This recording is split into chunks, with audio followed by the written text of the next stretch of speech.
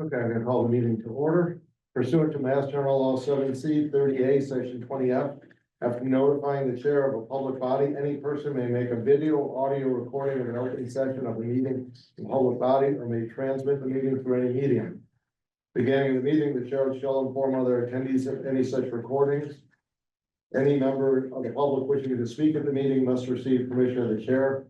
The listing of agenda items are those reasonably anticipated by the chair, which may be discussed at the meeting. Not all items listed may in fact be discussed. Other items not listed may be brought up for discussion to the extent permitted by law. This meeting is being recorded by CTSB, the Town of Great Barrington, and the Berkshire Edge. I'll first introduce Bernie Lynch of Community Paradigm. Thank you.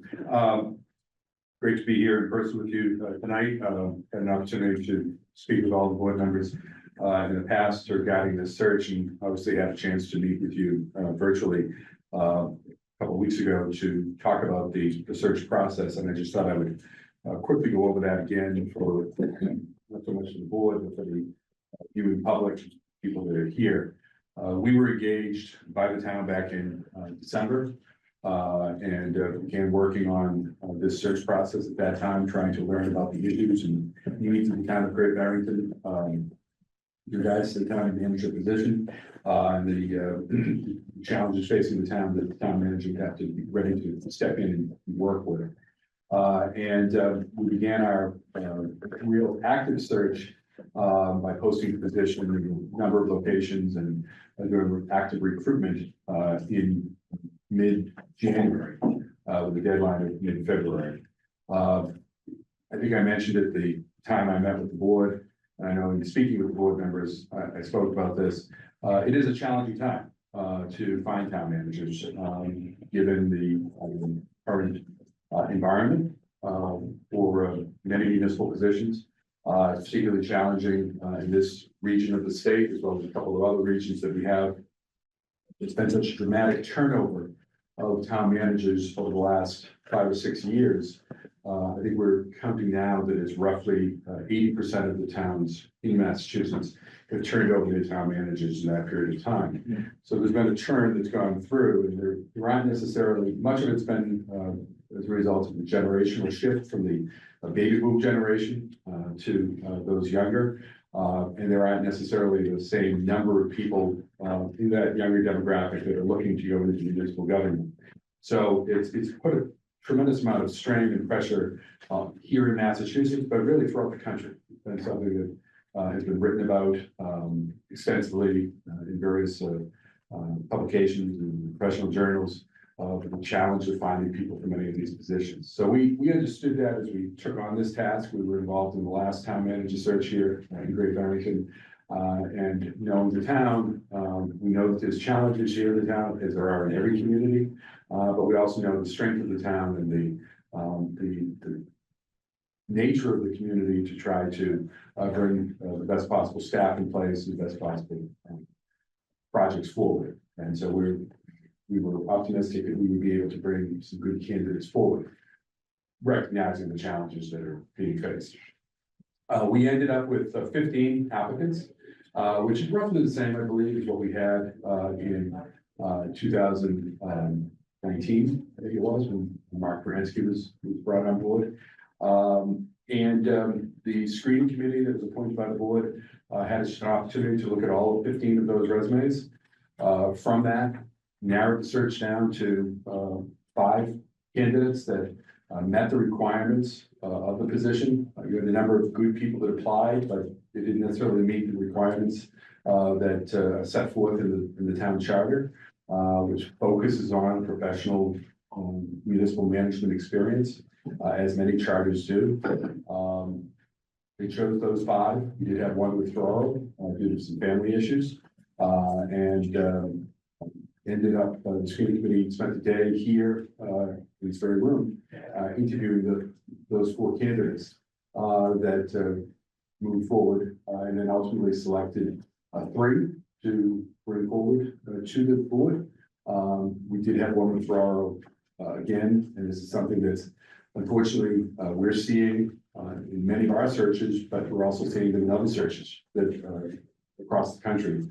of withdrawals towards the end of the process. Is people choose to stay in a stable environment in which they are in, rather than necessarily looking at a new position, given the state of the world, if you will. So we brought the two people forward that will be interviewed tonight. I introduced these people to the board and to the public a couple of weeks ago. The first that you'll be interviewing tonight is Angie Ellison. Angie has a master's degree in American Studies from UMass Boston, also a BA in Political Science from Southeastern Massachusetts University, which is now UMass Dartmouth. She also has a graduate certificate in local government leadership and management from Suffolk University. She's been the town administrator in her municipal life. She's been the town administrator in Fairhaven until this past December. For 2 years. North Adams, she was the chief administrative officer for 2 years, from November of 20 to February of 2022. And she was the town manager of Uxbridge from January of 17 through May of 19. So she has also served on a variety of local government positions in her hometown of Sturbridge, Massachusetts. She would be the first candidate the board will interview. Second candidate is Mark Strange. He's has a law degree from Western New England University School of Law, BS in marketing from Syracuse. He's currently the town administrator in Ludlow, which he has been in that position since March of 22 and still in that position. Prior to that, he was the director of planning and community development in the town of Agawam for about 7 years, from 2015 to 2022. And prior to that, served in the state government and had his own law practice. So both companies, he's also been a selectman in his town of Long Meadow. So both have extensive municipal experience. They were fully supported by the screening committee, made up of citizens of the town of Great Barrington, and they come with the endorsement of those that committee. So those are your candidates. That's what got us to this point, and now the board is ready to do their interviews and make this selection. So what we're going to do tonight is we have a series of topics and then lead questions, and then the board will do follow-ups. There are a total of 9 topics. We're allotting about 1 hour for each candidate. We will not vote or discuss tonight. We are meeting next Tuesday, April 22nd at 5 p.m. here and virtually to discuss and hopefully pick a candidate to make an offer to. So let's get started.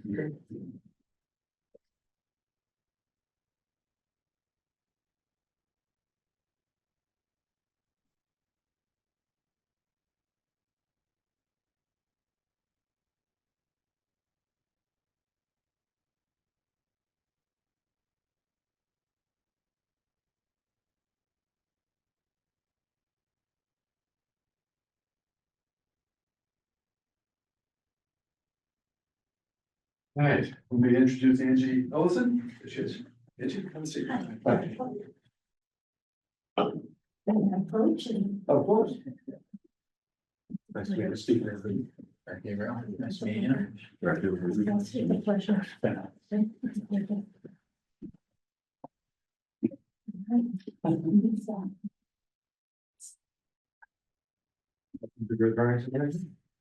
you. We're gonna allot about 1 hour tonight to the interview process. I will ask a series of questions that are under different topics. The board will ask follow-up, and we'll have just kind of a discussion. Okay. So, first topic is career overview and interest in Great Barrington. So first of all, I have to thank you for your interest in Great Barrington, but take a couple minutes to tell us about yourself and why you're interested in the town of Great Barrington. Certainly, thank you for the opportunity to be here. I started my career in higher education initially. I spent 20 years there.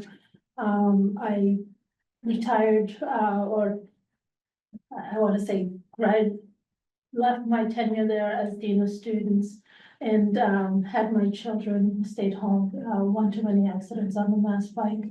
Ironically, I say the 20 years that I spent in higher education is actually my outlier career, because my undergrad and graduate work are in American Studies and Political Science. So my true passion is in government, municipal government.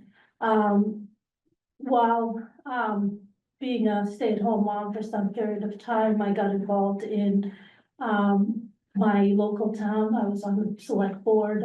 I was on the school committee. I was on the regional school committee as well. And really got involved in the municipality and some of the functions, and realized that my degrees really suited more into that line of work. I applied and worked in Blandford. It was a part-time position, and unfortunately, or maybe fortunately now, I was going through a divorce. And I had to find a full-time job, so I left Blandford. It was an incredible, wonderful community. If that position was full-time, I think I'd still be there, because I just had to sustain my livelihood and my children's lives. From there, I got to Uxbridge, and in Uxbridge, it was, again, loving the work that I did. It was my first full-time position. A great opportunity, but it also posed a lot of challenges. I discovered that the town accountant was embezzling funds, and at that point, I went against the will of the board, because they wanted to deal with it internally. And I felt like it was against ethics. It was a crime. Procurement laws prohibit 90% of what was happening. And so I went to the state, and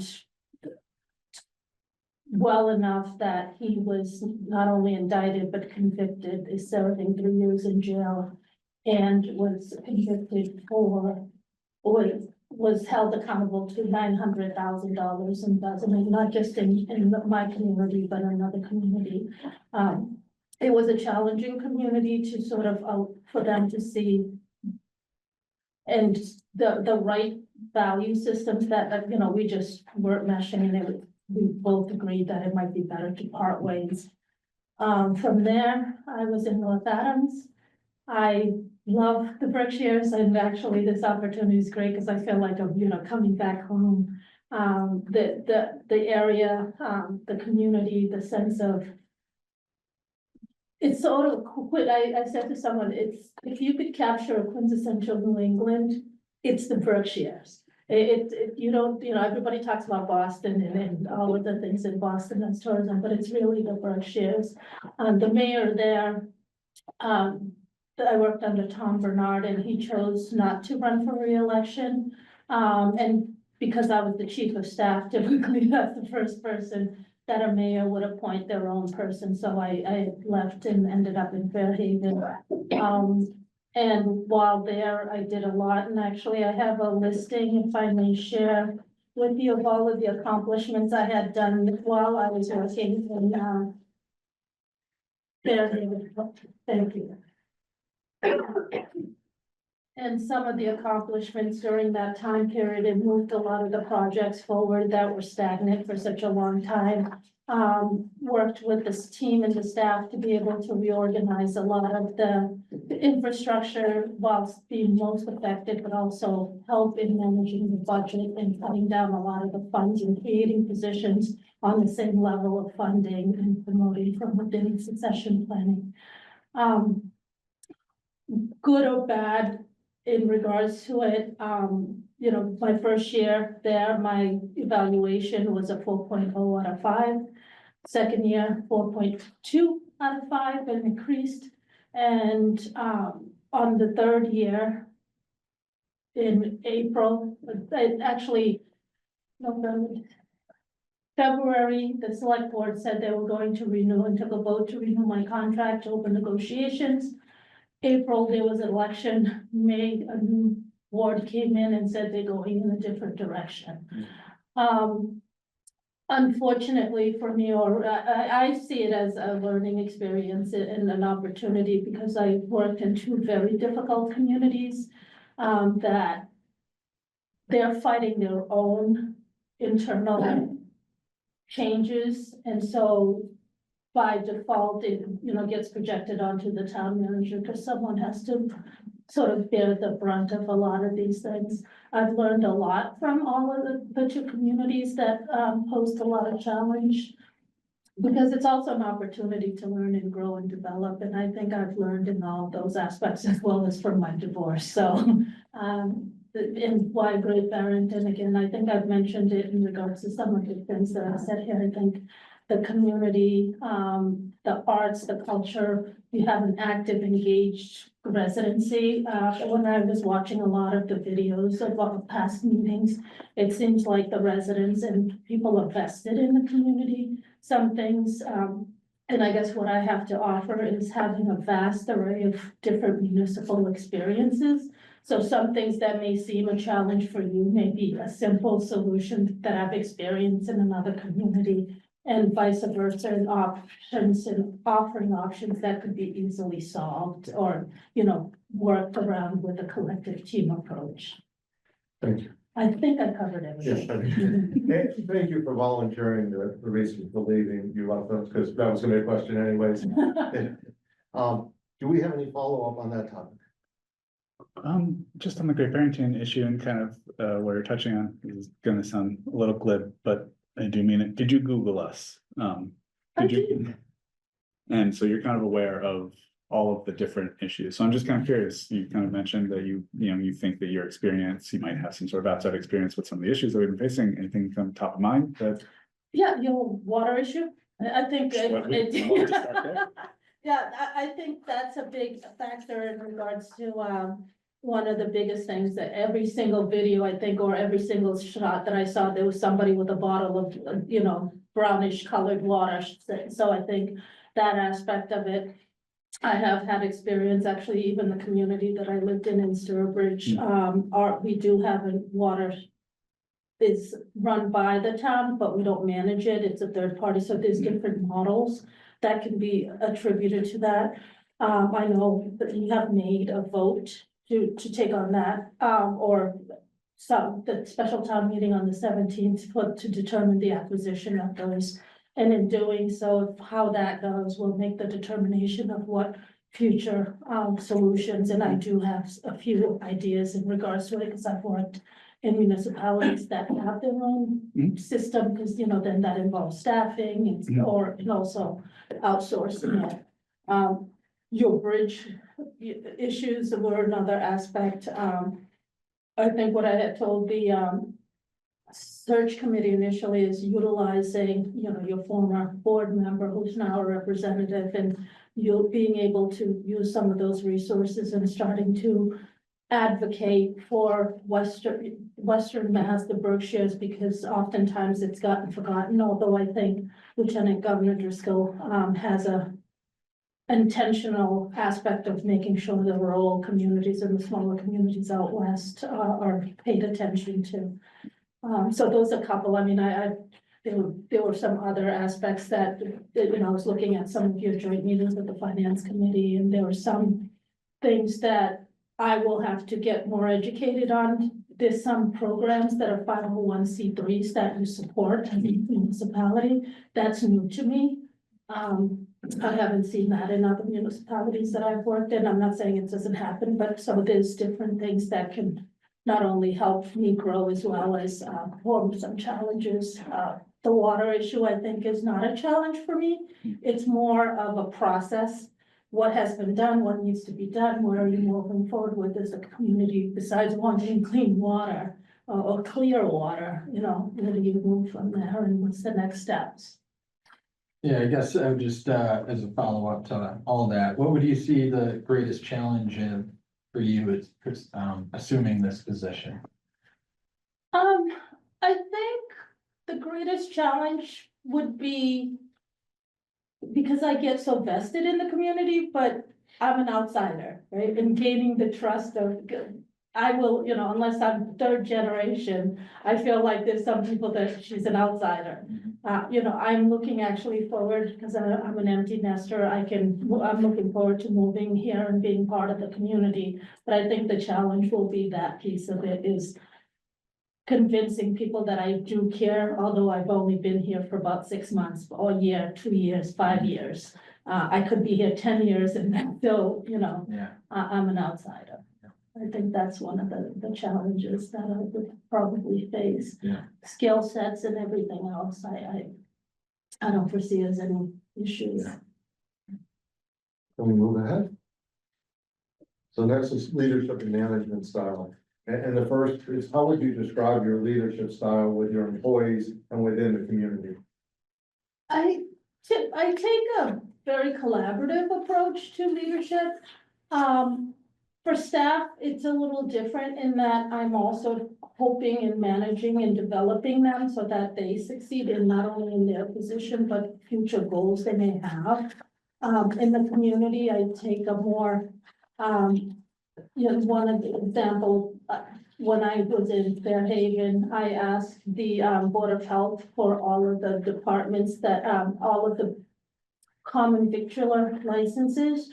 And literally, I took the list, except for the chain restaurants and chain food places that, you know, that were significant. I went down the list and I would go to the restaurants and have lunch there. The best place to be engaged and involved with the community was at Dunkin' Donuts. There was, you know, Tuesdays at 10 a.m.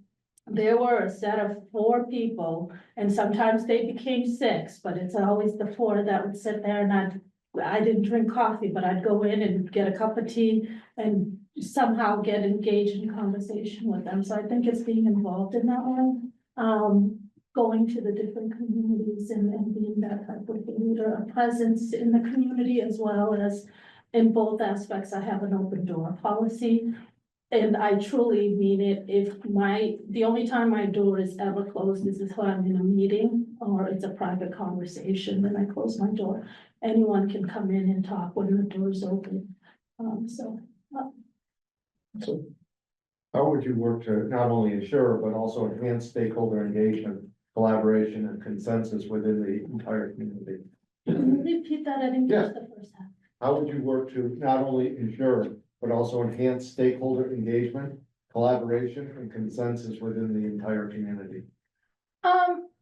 I think in regards to being able to do that is having meetings, open communication. One of the things, and maybe because I'm, you know, political science major, you provide the same information to everybody, whether it's opposition or people that are for a project. And you bring everyone to the table. The example I have in regards to being able to do that is, there was one of the communities I was in, there was a gentleman who, regardless of what I said, was always in opposition. What do you mean you do that? You know, always challenging it, and typically in a public setting. And when we were doing a budget and we're in a major deficit, we created a advisory committee made up of all the key departments, and then also the finance committee, the select board, and we looked at the budget, because the way that we do our budget is different than the way you would do it, because I've seen some of the differences in regards to some of your meetings and some of the bylaws that you have. And once he started understanding my thought process and what I was looking at and how I was looking at budgeting, and we were in the same realm of values and also same goal, he became one of my strongest advocates. Because he understood what was before, he didn't know what was going on. So once he was on the end and understood, he started to promote a lot of the things that we were doing. And again, just by bringing him to the table, bringing different opinions to the table. And I think that is one of the biggest aspects, finding out who the stakeholders are. The stakeholders may not be a company, corporation, or, you know, big donor. It could be, you know, the little old lady who walks her dog 3 times a day, and all of a sudden now she can't walk her dog because, you know, the bridge is closed or something else is happening that you never think of. Follow up on that, Robert? I guess, Yeah, I got a few follow-ups actually on that one, and, I guess in the beginning, you also spoke of like how you like to promote with what from within and everything, and, I feel that we have a good staff here at town hall, and, I guess I was just hoping that you can give us an example of working with and developing a staff member, that may need, you know, a little more patience or your time, and how you would help them through this sort of transition. What I typically do is I have one-on-one meetings with all department heads, and I'll also, when I first come on board, so everybody gets to know who I am and what we're doing, and I have what I call an all-staff meeting with support staff also, because they're the integral part of the operations. You know, they're always getting, everybody talks about the department heads. I typically include some of the support staff on a lot of the meetings that we have. And being able to have that conversation, you know, I have department head meetings where everybody gets to know what's going on with different people, and someone may have information that'll help another department that they didn't even think about, or they weren't aware of, that they're fighting and doing something else and the problem was already resolved and they didn't know. I do one-on-ones with the department heads, and that's when I typically develop what's going on, you know, the term they use now is coaching. I did it in higher education way back when, and we just called it common sense. You know, how are you doing today? What's going on? If there's something happening in your life, you know, if you keep every single time we have a one-on-one, you're talking about the same project and there's no progression. So what's going on? Why isn't it happening? You know, is there something? I'm truly not a believer of waiting till once a year to do an evaluation, because that's unfair to the staff member. They don't have an opportunity to fix what it is or say, I don't have the skill sets, I need help. And so it's a growth aspect in that way. I've promoted department heads when we did a restructuring in one of the communities. There were two people in the finance committee who were support staff, but were really doing the job of an assistant one was a collector, one was an assistant collector, assistant treasurer. I promoted them to that position because the finance director had left, and shifted the finance director to the accountant's role. And so not only was I able to get the accountant to be the finance director, the two positions elevated them to running the department, and they, you know, they had a big learning curve. So we would meet on a regular basis. What are you struggling with today? Establishing trust, I think, is important. And once they felt they could trust me and I wasn't, you know, there to set them up they started opening up and learning and growing. And one of them, I'm amazed, she blossomed in that position. Yeah. And she had never been given that opportunity before. Yeah. And then just got a few more that tie into that. So could you provide some examples of managing department and staff conflicts, like with department heads or anything like that, and how you navigated those? They've been a few. Yeah. Yeah, they've been a few. I mean, we just sit down and talk about the issues and not each other's personalities, you know, what's going on, why is it? And actually, one result that came out of our restructuring was because there were conflict with two of the permitting departments. They were in different spaces, so, you know, a resident or a business owner would come to one department, they'd send them to conservation. Conservation's like, nope, it's not me, it's building. Building's like, nope, it's not me, it's planning. And so then everybody was pointing at each other when it came down to like trying to figure out how we could help this person. And we ended up, and everybody agreed, putting everybody in the same office. So that way, when someone comes, whoever, they're all there, right? Yeah. And if it's one sentence, you're not sending someone 3 or 4 ways. So you find ways around the conflict for solution, and it doesn't become personal. Good. And then to piggyback onto that one, following up on that, can you give us an example of how you know you did your due diligence and recognize it's time to maybe let a staff member go or a department head or something? Have you experienced that, and can you give us some examples of how it played out? Yeah, as I mentioned with the one-on-ones, you Yeah. keep, you know, each time in, excuse me, you teach, learn, understand. Teach, learn, understand, and if they're not grasping the concept, what's going on, do I need to do it, you know, another way?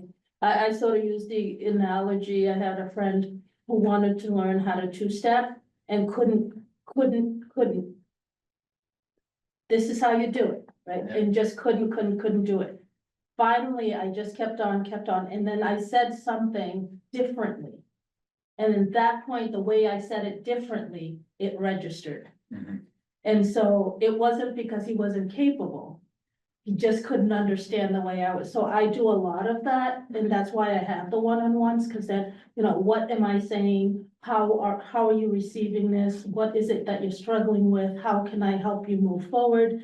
You know, if it's not me, can Jane help? Can Chris help? Like, what do you need from us? And it could be something personal that's going on in their lives at that moment. And I think through my experiences and in different communities, I've learned how to be empathetic to that, and oftentimes people aren't. You know, when I first started in Blandford, it's black and white, right? MGL says you gotta do. And as I've moved and become a more seasoned professional, there's other factors that tie into people's responses. And even with residents, sometimes all they wanna do is be heard. Mhm. They're coming in irate because their taxes went up significantly and they weren't expecting it.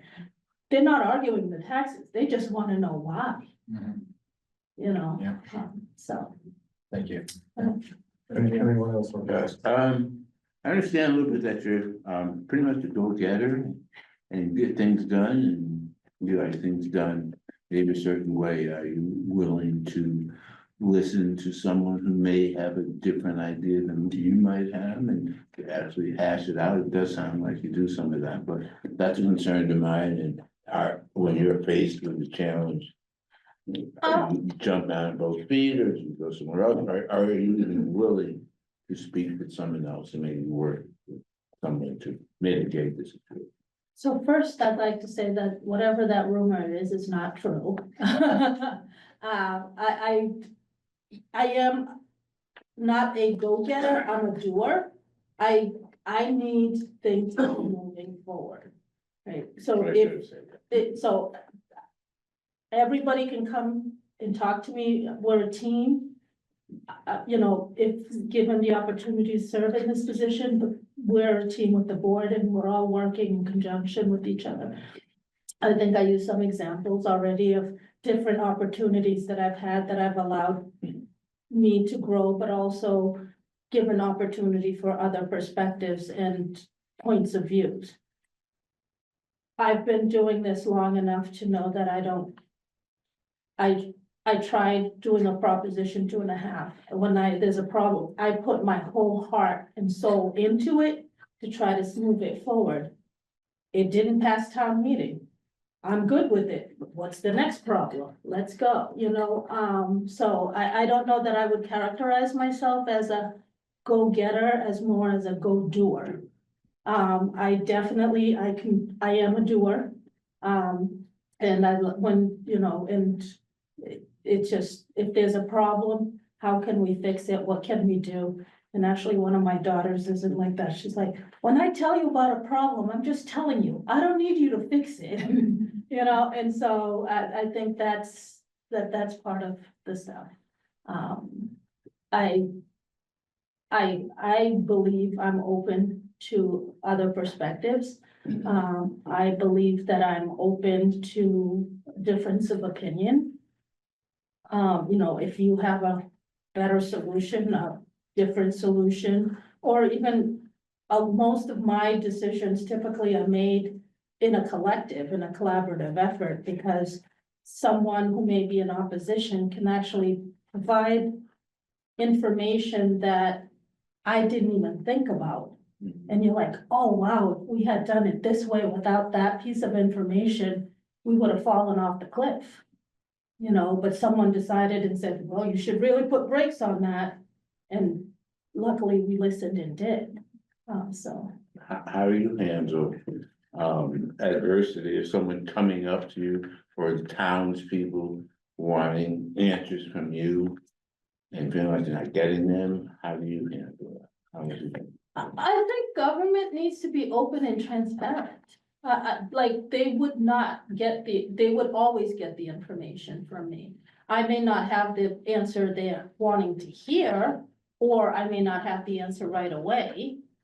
You know, I'll get back to you, whether you agree we're on the same page. I mean, the select board determined the direction and the policy as well as the vision for what I do. So if I'm doing something that's against that, I would want someone to say, hey, that's not our intention, this is where we want to go with it. And so, you know, and someone may not want to go in that direction, but I'm open. So just for the board's interest, we've done 2 out of 9 topics, in 30 minutes. No, just want to make sure we have another candidate. I don't want to take 3 hours on one and not be fair to the other. Oh, Mark will be fine, he and I know each other. Go to external relationships. As a Great Barrington town manager, you would have relationships with many individuals, groups, including businesses, institutions, county and state officials, as well as regional colleagues. How would you build and maintain professional relationships? And if possible, include specific examples how you've done this in your past roles. I mean, that's the nature of the job. You have to build and work in collaboration with your neighboring towns, because it rely on mutual aid and some other regional agreements you may have. In all of the communities I've worked with, I've done that. I think the one that would be most applicable here would probably be in Blandford, because it was the smallest community and they had minimal resources. So it was important to get engaged with the planning commission, and all of the regional, the college, Westfield University, you know, because the staffing, they couldn't afford, everybody was part-time. And so I worked with the select board to create an internship with Westfield State and have some of the students come and do some credit work. And so you make it work, you work with everybody. We had regional agreements. The time that I left, we had just completed with 2 other of the surrounding communities a regional planning director, because planning and economic development was such an integral part of that area. And so we had one and I was advocating, because of the community I lived in, to have the person housed in our community, because if you have them, you got them more often than when they have to travel. So I always advocate for the community I work for. Thank you. Any follow-up on that? Yes, you know, we have a few local businesses you know, but we have the hospital right up the street that, one of our bigger employers. And have you worked directly with the local hospitals that your place is? Not so much local hospitals. I think the only 2 entities I have not had in a community is a golf course, a hospital. That's about it, because I've had an airport, I've had ice rinks and so on. So not directly, but Fairhaven had a lot of, especially in that area, the medical field was a high industry there as well, and we had a lot of relationships with them. We tried to do a lot of partnerships in regards to health aspects. We had a community health nurse that came out of the hospital. That was a partnership with the hospital, and then we made it a regional community health nurse, so that way our surrounding communities can also work with them. But then just following up with that, you know, here we're, emergency medical services, our EMS and our ambulance service, you know, it's as you probably know, it's not considered an essential thing through the state, and I just wonder how you would navigate. You know, we struggle with funding and staff like everything else, and they've come to us a few times looking for help financially, and just you have any ideas of how that can be solved and pushing it forward to get it classified as like an essential service? I would say yes, through MGL and some of the procurement aspects. Specifically, I can't give you, because I don't know the details, to be able to give you a solution right off, but I did see on one of the finance committee meetings that you had voted to approve 350, and last year was like 200 and something. And I think it's important to be able to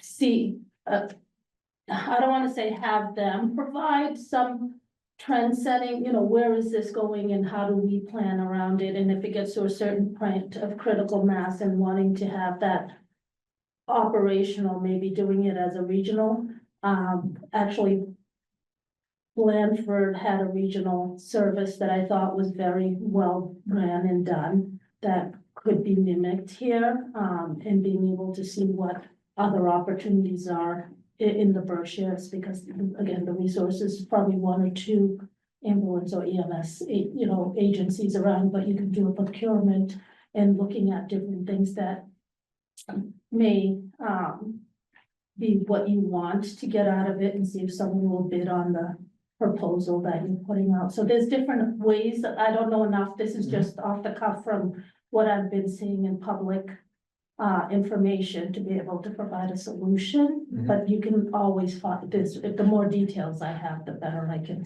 help and service that.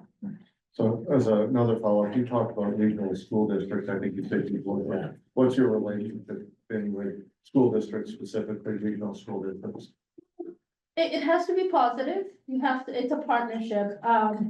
Again, I think your finance meetings were the ones that was more eye-opening for everything else in regards to just that 70% of your budget goes to the regional school system. So I think for me, and it seemed like it was a concern not only for the select board, but also the finance committee members. I would work with that collaboration to see and work with them and being able to figure out what is it that we need to do differently, because of the communities, and I don't know that in other communities, but of the communities that I've been involved with, the school budget is typically anywhere from 40 to about 58% of the budget, and that's 70. That's, and it's a regional school district, so you can't really say no. But that, you know, so I think that there are opportunities, but again, I'd have to say, I'd have to take your lead from you, the finance committee, because going at it and solving a problem all alone doesn't help. It has to be a community effort. Under financial management, what's your experience with municipal finance and budget preparation, in particular in a period of fiscal stress, which I think we're all in right now? Yeah. I think everybody is. I've always, in the positions I've held, the budget has been per legislative act or per charter, the town manager's budget. So it's up to my responsibility to present it to the finance committee and the select board, and thereafter at town meeting, and getting the, you know, the same process, but different.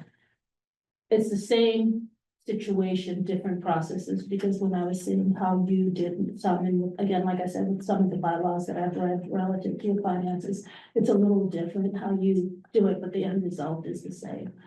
It's been consistent. What is your experience developing CIP budgets and managing debt service? A capital improvement is a challenge for a lot of municipalities. They don't think about it until something breaks. And I'm of the opinion you need to plan ahead, even if I've had experience and was working towards reshaping some of the policies around a capital improvement plan. There's a scoring mechanism that used to be done, and I'm leaving most of the community names out of it, but protect the innocent. and they would give a point, and so if you didn't get a high score this year, you were still at the bottom, but next year, you didn't get any additional points for having already sit, so you always sit on the bottom because either there was no funding or it wasn't a priority.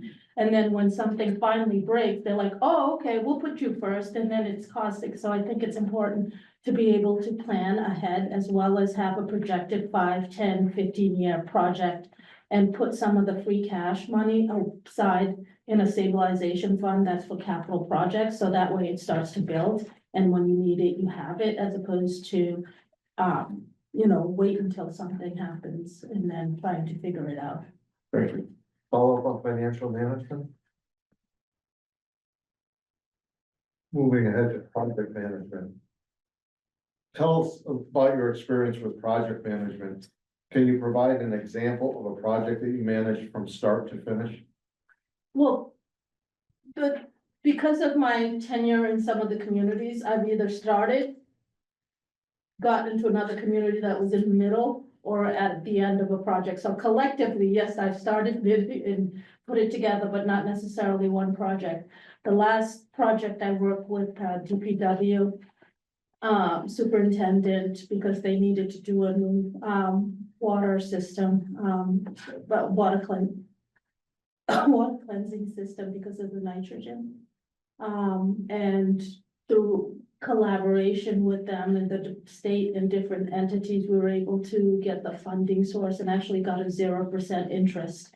And we worked in collaboration to be able to succeed in doing that. And that was just starting up, and we got an OPM and was able to start the project out, but, circumstances didn't allow it to go. Thank you. Barrington has significant infrastructure needs. You mentioned it, roads, sidewalks, bridges, and water issues. Do you have experience working on large capital projects or infrastructure projects? I do, yeah, and some of the stuff that I've already mentioned, yeah. So, Yeah. just to follow up with that, large capital projects, large public facilities are often dependent on gaining community buy-ins to move forward. What experience do you have in this regard? Well, anything that it needs town funding you need to follow the same process, same step, anything and everything that I've done is in the same, different issues, same process. Proposition 2.5, it may be different issue, but it's the same process of trying to get the community buy-in, having meetings, having information session, putting the information out, if anyone wants to talk about it, and it's a whole process that you move through. And that's I call it a given in our field. It's what you do. You have to get the community to buy in, and at some point, you provide the resources, you provide the information, you provide the data, you give them anything and everything, listen to what they're opposing, and if you can incorporate some of the opposition thought and how you can incorporate it into the plan, it works, and then you just move forward. What, with that being said, what ways do you feel like are best for outreach in that, and getting the citizens that sort of information? I've done different ways. I've done social media. If you have a targeted audience, Facebook, Instagram, I've gotten onto TikTok. My kids have, TikTok is obviously if you want the younger generation to be involved and engaged. So I've done different things. In one of the smaller communities that I worked in, town meeting used to be about 10 or 15 people. That made the decision for the entire community. I did a reverse 911 campaign and kept on up until town meeting, kept on having them do like voice recordings that would say, hey, there's an article that's gonna spend, $10,000 on this. Are you sure you want it to go to there? If not, come to town meeting. And that perpetuated, and for the first time in the community's history, they had well over 400 people at town meeting. So I have to know the community. What is it that's motivating them? How, if in the same way, if I'm the successful candidate, you guys provide I'll have one-on-one individual meetings with you. If you prefer me to call you when there's a situation happening and you prefer me to text you in the middle, I'm not gonna send all of you an email and then you're like, well, I really wanted a text because I don't check my email but once a week. So it depends on the community and what the issue really is and how to best tackle it. Okay, now you had mentioned, you had said that you didn't believe our water issue was. I'll have to paraphrase, but you pretty much said it wasn't an issue for you, but it was. No, it's not, it's a doable issue, like Okay. it's manageable, it's steps that need to be taken, it's not like all of a sudden, there's no way of cleaning the water. Now, you said you have done this with another city with the was it nitrogen? You said? Yeah, because of the state regulation for the nitrogen levels, if they're too high in the water, there's a new filtration system and we had to build bigger because we didn't have the capacity. Okay, you think, not without asking what you're doing, and even knowing, which is a little difficult, but it sounds like you are aware of our water problem or situation. I wonder if this is something that you maybe could apply to our own situation with the context you had within the government and the state. Certainly. And, I guess I want to know what your knowledge or experience is in fundraising and obtaining grants for municipal projects. I've been part, and again, my management style is collaboration. I use the example of, I'm the orchestra leader, right? Everybody got their own instrument. I don't know how to play all the instruments, but I know when everybody's supposed to be coming in and, shining and doing their thing. So I think that's the aspect in regards to, where I would move in that direction and saying that, I can help and we would work as a team to facilitate. You're comfortable writing grants? I'm trying to get. Yeah. I've written grants, again, a team approach to them. I've managed them when they've come. I've called the state when we haven't gotten a response. So, yeah. Mhm. Under economic development, the town has met the state's required 10% affordable housing threshold. The rising cost of housing and lack of inventory is a detriment to those seeking to live and work in this town. As more housing units are developed, there'll be increased demand for municipal services. How would you balance the need for more workforce and affordable housing with the impact on the community? I was like, if I had that answer, I'd be sitting. That's an honest answer, because I've been asking a lot of people, no one has that answer, you're right. It would not, no. I think that's a challenge a lot of municipalities are facing. Without sort of sounding cliche, it's really about trying to prioritize what is the most important services in the community and what it is that you're looking to do. In one aspect, having more housing is new growth, new opportunity, your taxes and your tax likelihood raises and it's new growth. But at the same time, because if you have, I think at one point, when I first started my career, there was a study in which, it was ridiculous, but it's ultimately said, if you really want new housing, don't have anybody that has kids because you're spending more money on the kids than what people are putting into it. And I mean, you don't do that because you want the community to grow, right? And so I look at it in that aspect of what is the community goal? What is it that you want to accomplish? Is it more important to have open space, looking at your master plan, which needs to be updated, or at least what I couldn't get over in the online was outdated. But anyways, that's a side note. But what is it that the goal and the mission of the community is in that aspect, and then focusing on those and how do we move forward towards that and what we can do as a community. One point, something that might be in there may be a priority today. A crisis happens and then tomorrow you're like, all right, maybe we can hold off on that. Anything else on that topic? I do have a question. Yes. It said, what is your experience working in a community with significant seasonal population and second homeowners And it seems to cause some distress in this town. And it seems to me, in my opinion, we're really kind of leaning almost unfortunately toward a significant amount of second homeowners in the town that actually have people that are proud of being a Great Barrington, if you will, and sometimes have difficulty with second homeowners coming in and taking over. Well, second home ownership is sort of a dual-edged sword. On a financial aspect, it's great because the second home gives you a larger return for in proper personal taxes as opposed to property tax. So it's a higher rate for that aspect of it.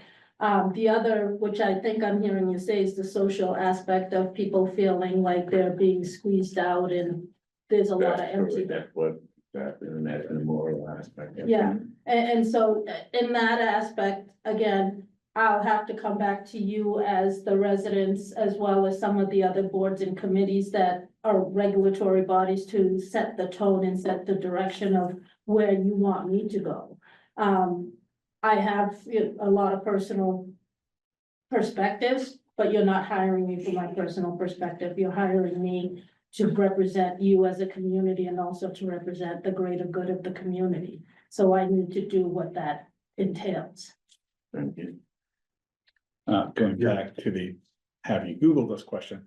Are you familiar with the Simon's Rock project or just kind of the fact that Simon's Rock College Bard is leaving after about 60 years in town, and now we're going to be shepherding? So just kind of give me thoughts on how you might be handling that if you take on the position, what you kind of foresee.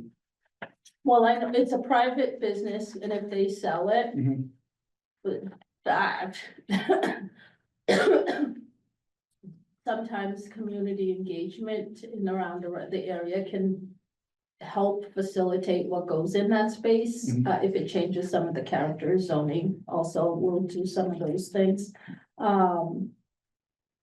I don't know enough detail to be able to comment, but yes, in trying to, once they leave the space is big and it could be it could be the center. I don't know if the community, I didn't see anything that, or it could have said, the possibility of the town wanting to purchase it or, Yeah, it's still very much in the air. I guess I'm kind of wondering, do you have any experience with kind of major development project like that in any other towns?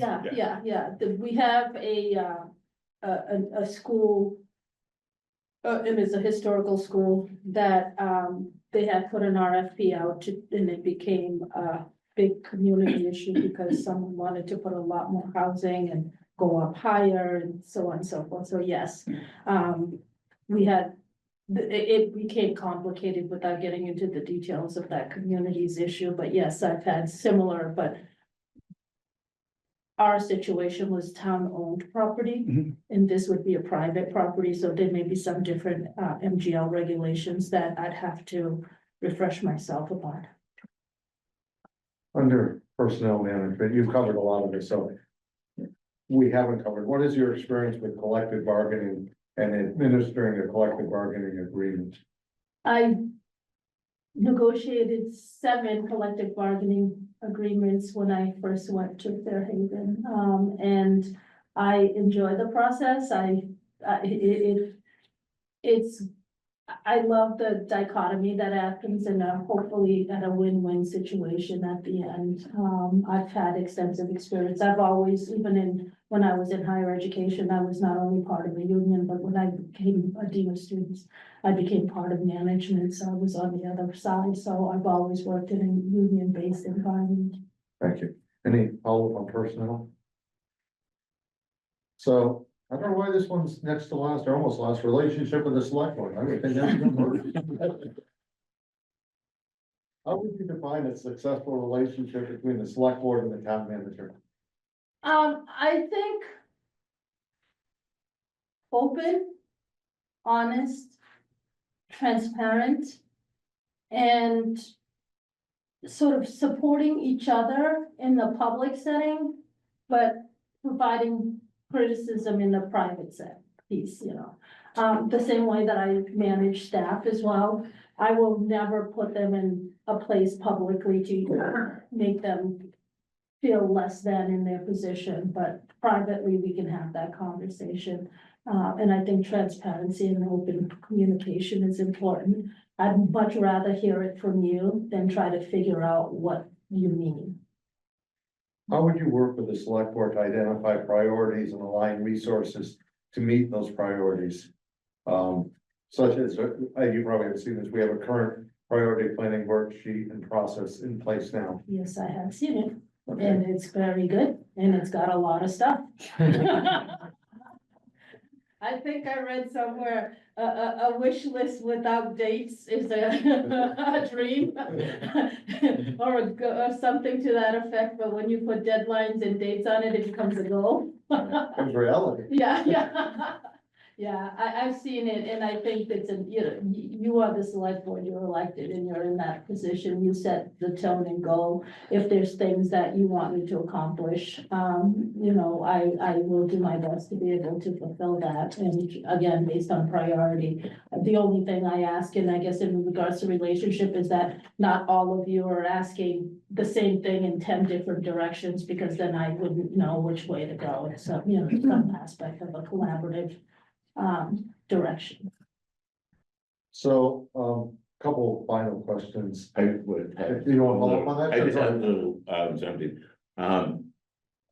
What if you're having issues, let's say you and the select board are at odds, you might want to fix that or to fix that? There's only been one time in my career that I've been at odds with the select board, and I would do that all over again, because I think that was in regards to integrity in doing what's right. Otherwise, you represent the municipality. I work for you, I work for the community. If the direction that I guess I'd flip it the other way, the direction that I'm going in doesn't coincide with your vision of the municipality, you need to tell me.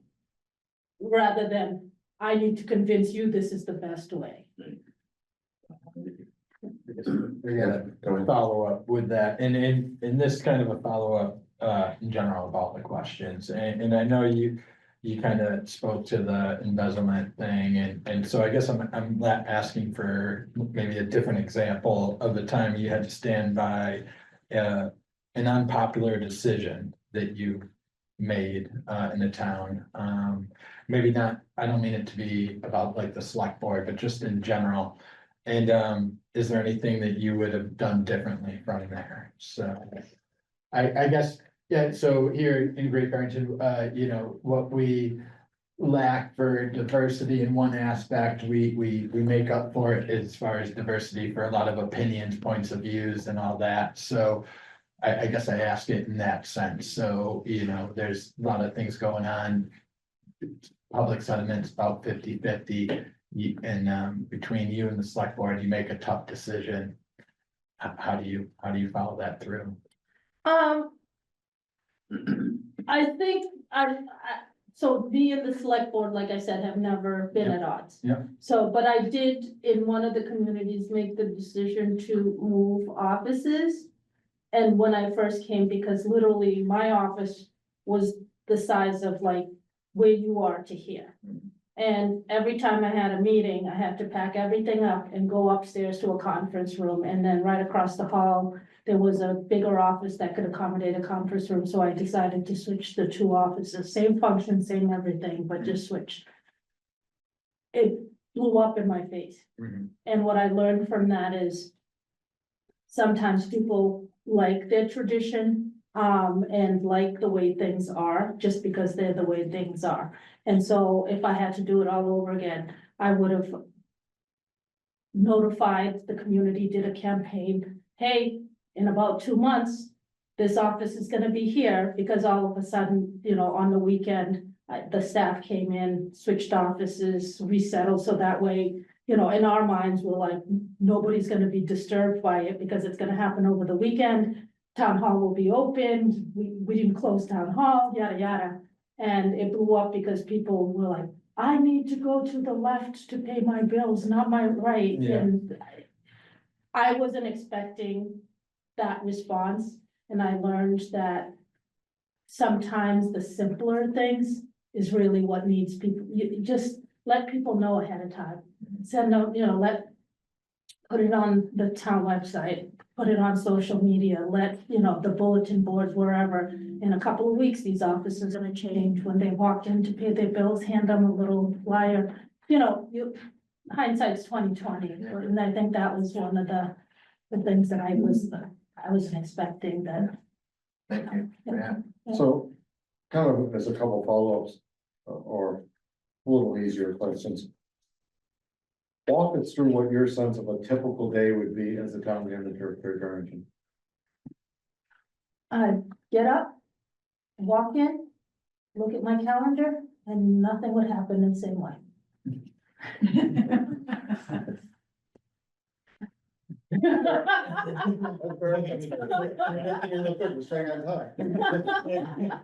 What are your plans in terms of residency if you're fortunate enough to get the position? I'm looking forward to moving here. I anticipate relocating, presently it's 2.5 hours from where I live.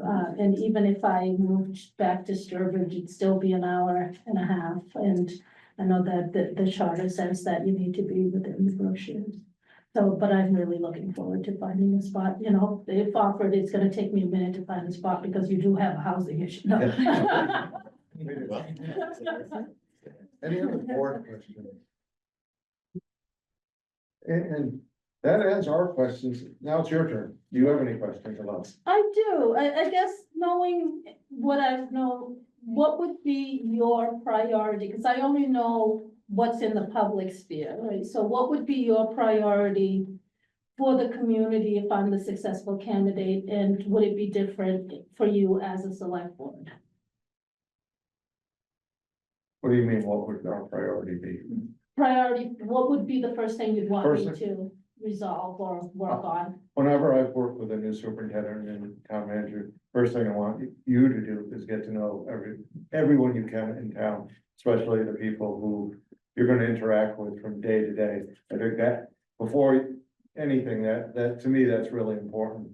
We had a superintendent who had a goal over 3 months, I think, sat down with 150 or 200 people, just to get to know people, because without building relationships, it's very difficult to achieve anything that you're trying to do. And I think to learn, have an open mind and learn from select board, from citizens, from department heads, from staff. So that we can hit the ground running once you have.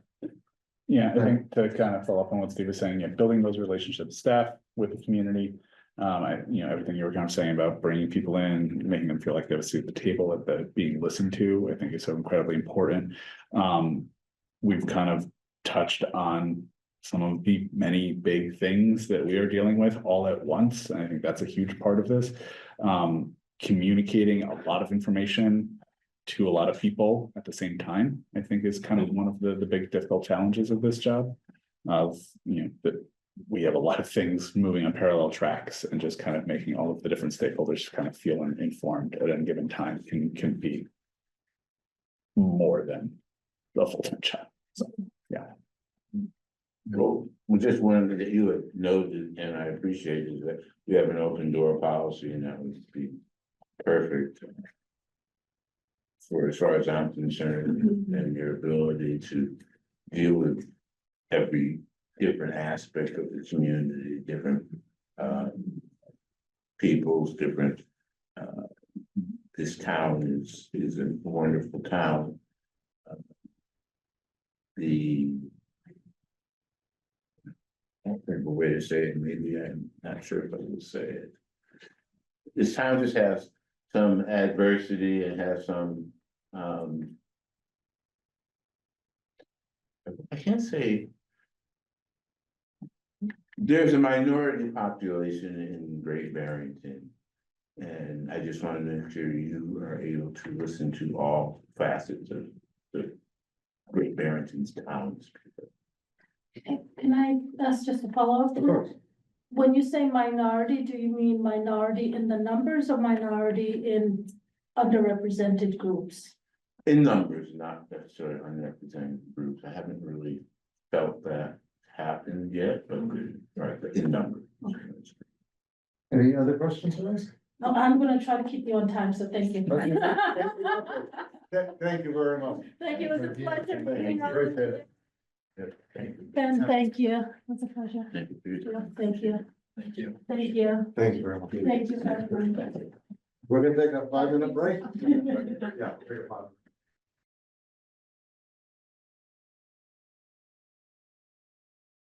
Let me introduce Mark Strange. Steve, let me see you. Good to see you guys. Good to see you.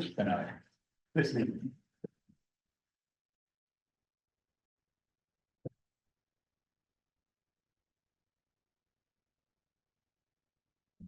So Mark, we're gonna, take about an hour, give or take, because we have 9 topics, some questions, some follow-up questions. Just have a discussion. So first, I want to thank you for your interest in Great Barrington. Take a couple minutes to tell us about yourself and why you're interested in the town of Great Barrington. Sure. First and foremost, thank you to the board for the opportunity. I'm really excited to be here. Thank you to Bernie for his help throughout the process. So, as I'm sure you probably know, I've been the town administrator in Ludlow for the past 3 years or so. We've made a lot of improvements in Ludlow. I followed my predecessor had been long tenured in Ludlow, probably 20+ years. The town was ripe for updates. So we've really spent the last 3 years or so sort of, going through each department, kind of looking at, where the town could achieve some more efficiencies. So I think it was fiscal 23, my first full budget year, we cut about $700,000 from the town budget. There was so much, there's so much to cut. The sort of the downside of that is now we're really efficient on the town side. So when you run into a year kind of like this, there isn't really too much more to find places to cut. But yeah, no, so I really enjoyed the past 3 years. I think after 3 years or so, you kind of, know what you want to do and where you want to be in the longer term. I think it's time to maybe pass the baton to somebody else in Ludlow. So I'm certainly looking for other opportunities. Very excited about Great Barrington in terms of like criteria for what I'm looking for. Ideally, from my perspective, is a town manager position, a town with strong board leadership, which you all seem to have, a strong team. So I talked to Mark Prensky before I even applied, kind of get an idea of, what the situation was from the ground level. And he spoke very highly of both the board, but also the team. In my experience in Ludlow, it's kind of a make or break thing. As the team goes, the town goes. But Great Barrington's obviously also a beautiful town. I think it has similar, generally speaking, has similar values that I have, sort of as life values. I'm really excited to be here. The last thing is my wife and I have been together for 26 years. We have a son, Sam, who's 16. All he does is play basketball. Just got his permit last week. God help us. My daughter's 12, and it's amazing how 12-year-olds are kind of like 17-year-olds, particularly my daughter likes to hang out with the older crowd. So we're very busy at home. I work, I hang out with my family. We go to games. I do projects around the house. I'm pretty boring outside. When I have time, I like to watch sports. I'm a huge Syracuse fan. It's my alma mater. And I like to golf whenever I can. So As a follow-up, as you've explained, you're considering leaving Ludlow after only 3 years. Do you see that as your progression as you move ahead, or is it more because it's going from town administrator to town manager? So it just seems like, after 3 years of going through and evaluating departments, holding people accountable that have not previously been held accountable.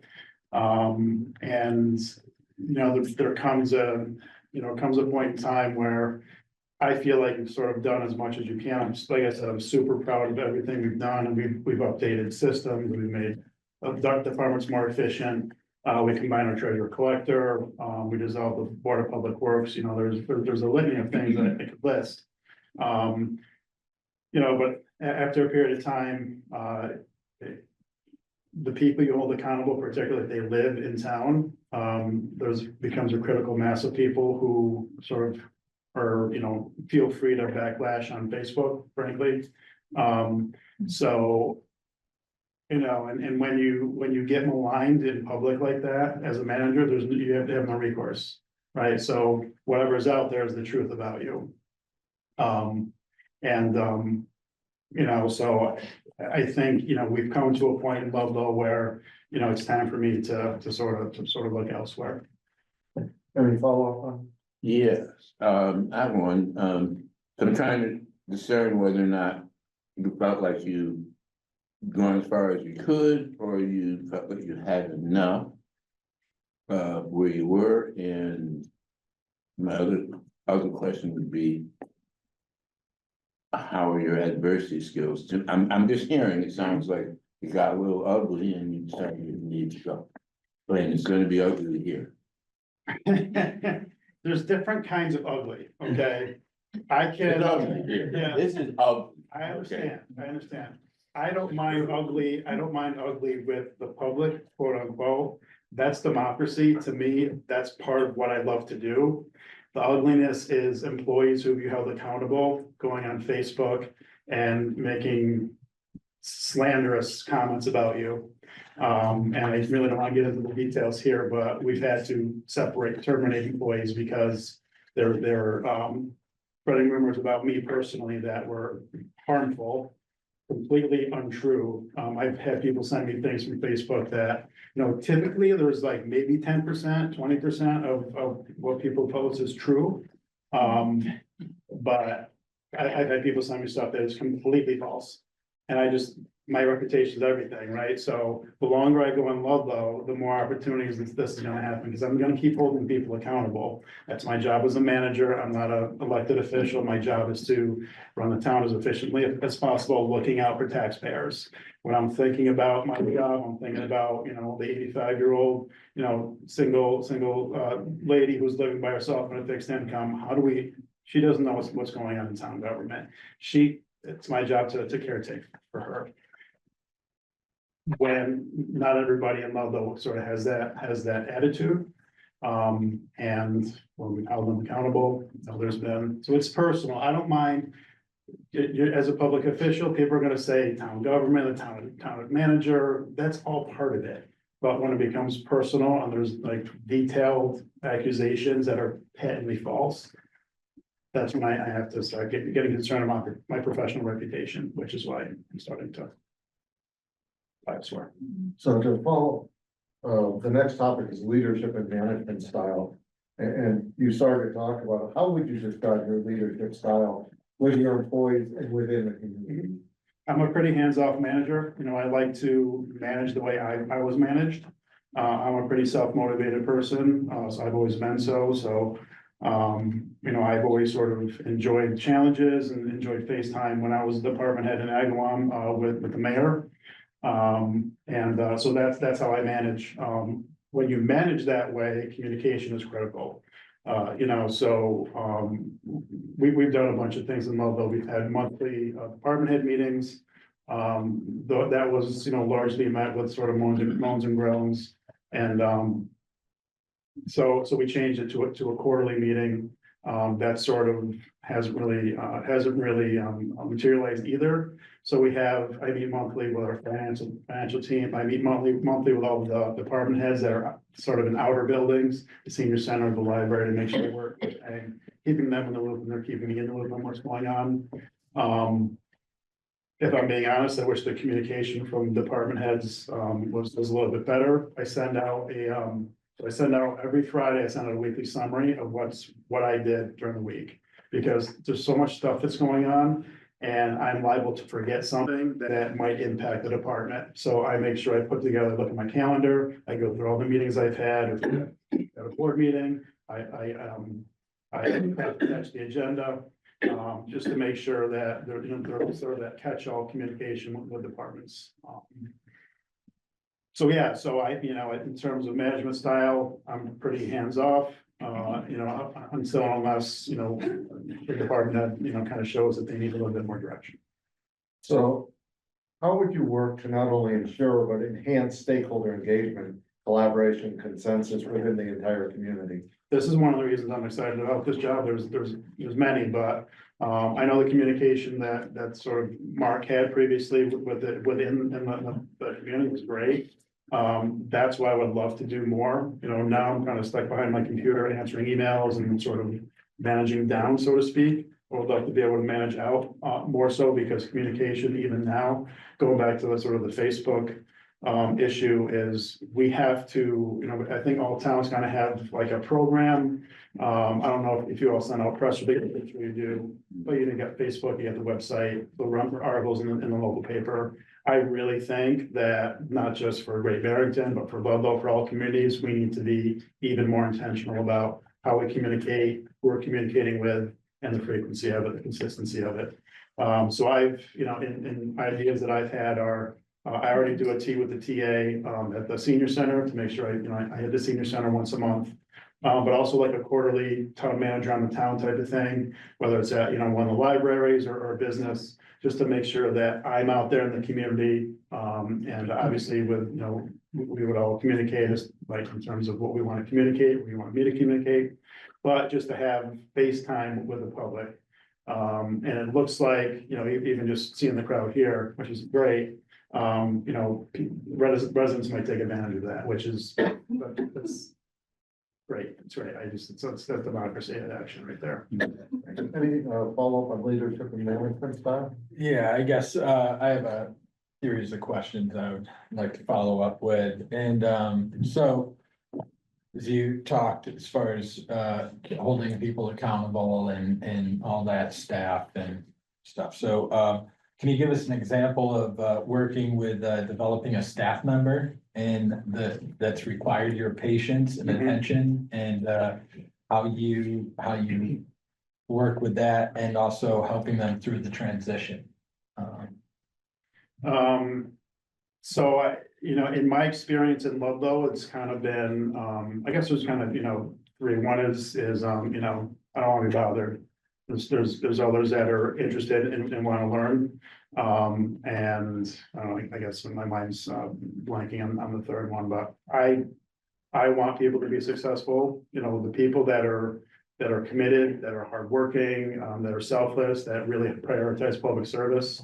That's a pleasure for me, in terms of,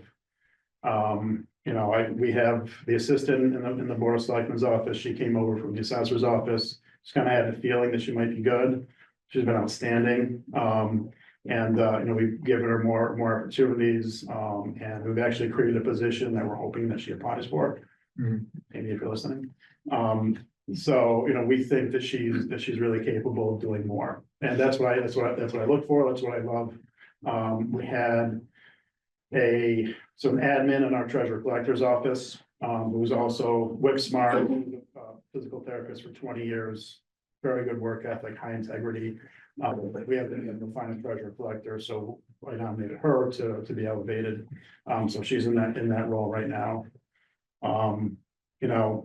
So if there's an openness to the communication, if there's an openness to getting better, I will do whatever I can to help those people. Then onto that, provide some examples of managing department heads and staff through conflicts. So let's imagine a couple of different department heads at conflict. How are you going to navigate that? It's a tricky one. I only have my experience in Ludlow, so we've had multiple friction, right? So Ludlow, again, I don't want to come up as negative, because I'm a very positive, optimistic person, but there have been challenges in Ludlow. So in Ludlow's been a very decentralized form of government. There's a lot of elected boards who have, domain over their particular departments. But even the departments that are report to the town administrator and the select board or selectmen, they have, you know, sort of looked at themselves as the masters of their domains without accountability to either the town administrator or the board of selectmen. That's been a challenge. One of the reasons that the board hired me was to centralize things. So, you know, I can get into some of the specific examples in a minute, but the board has always had my support. Board has always supported me, because they knew that, you know, the job was gonna be difficult. So, you know, our IT, so when I first started our IT, people, we had a ransomware attack back in 21, maybe 22. Just before I started, there's a, you know, six-figure ransomware payment that we had to make. After that, our IT people did nothing to change any of the security. Passwords have not been changed. Our firewalls were 20 years old. There had just been nothing, no response to that ransomware attack. So we had to, you know, sort of explore that. We brought in a consultant to do an audit. And ultimately, you know, that particular department head would not compromise or would not, you know, would not indicate that, yeah, we should have done better than that. The board ended up separating that particular person.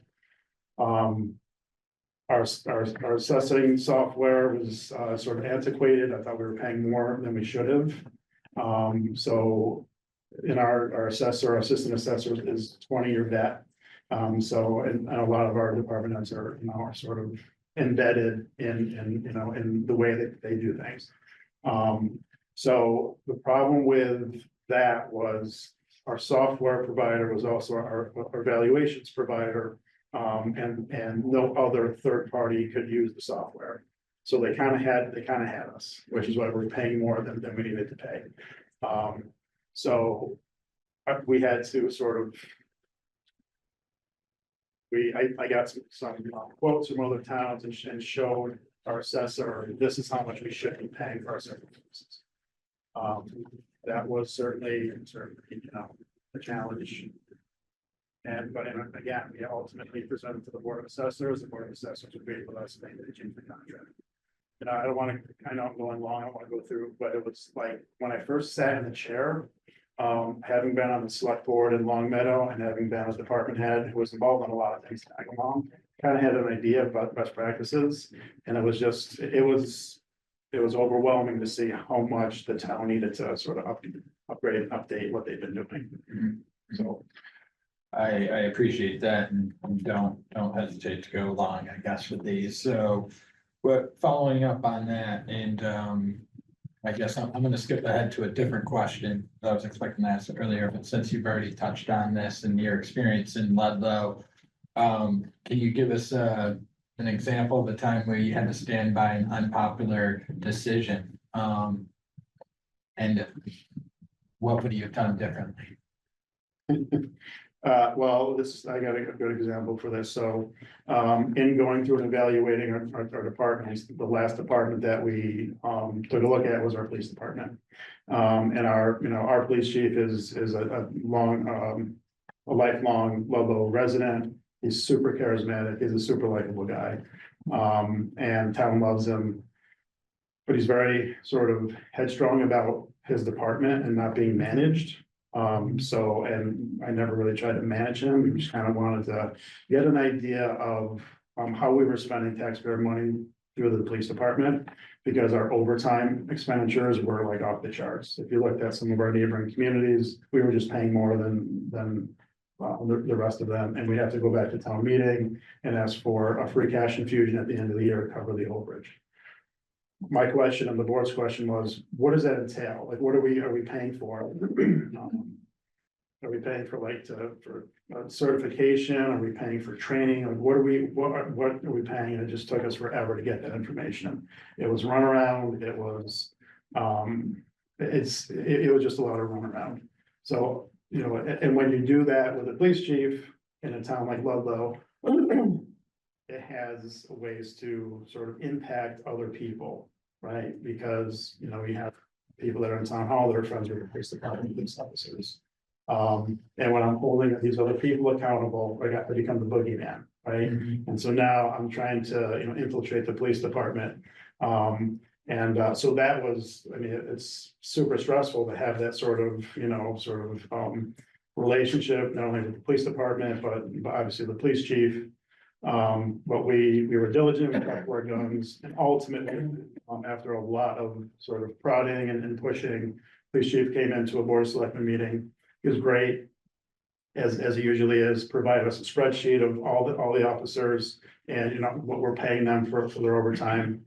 And ultimately, the board voted to increase their overtime line item by $100,000, which, if we just had the information 6 months ago, could have saved all of us a lot of stress and time, but,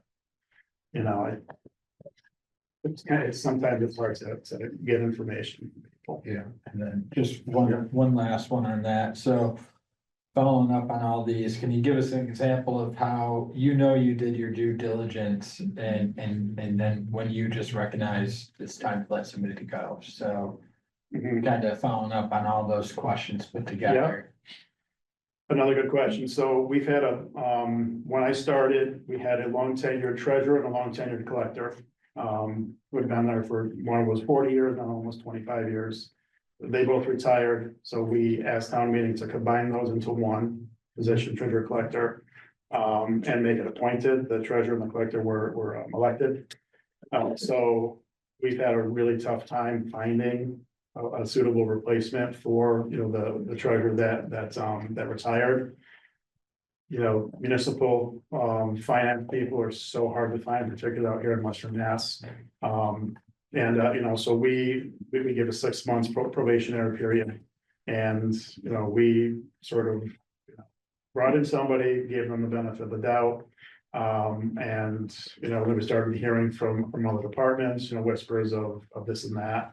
And, so we brought her in, we talked to her and realized that she didn't really know the job as well as we thought that she knew it. So we had to move on from her.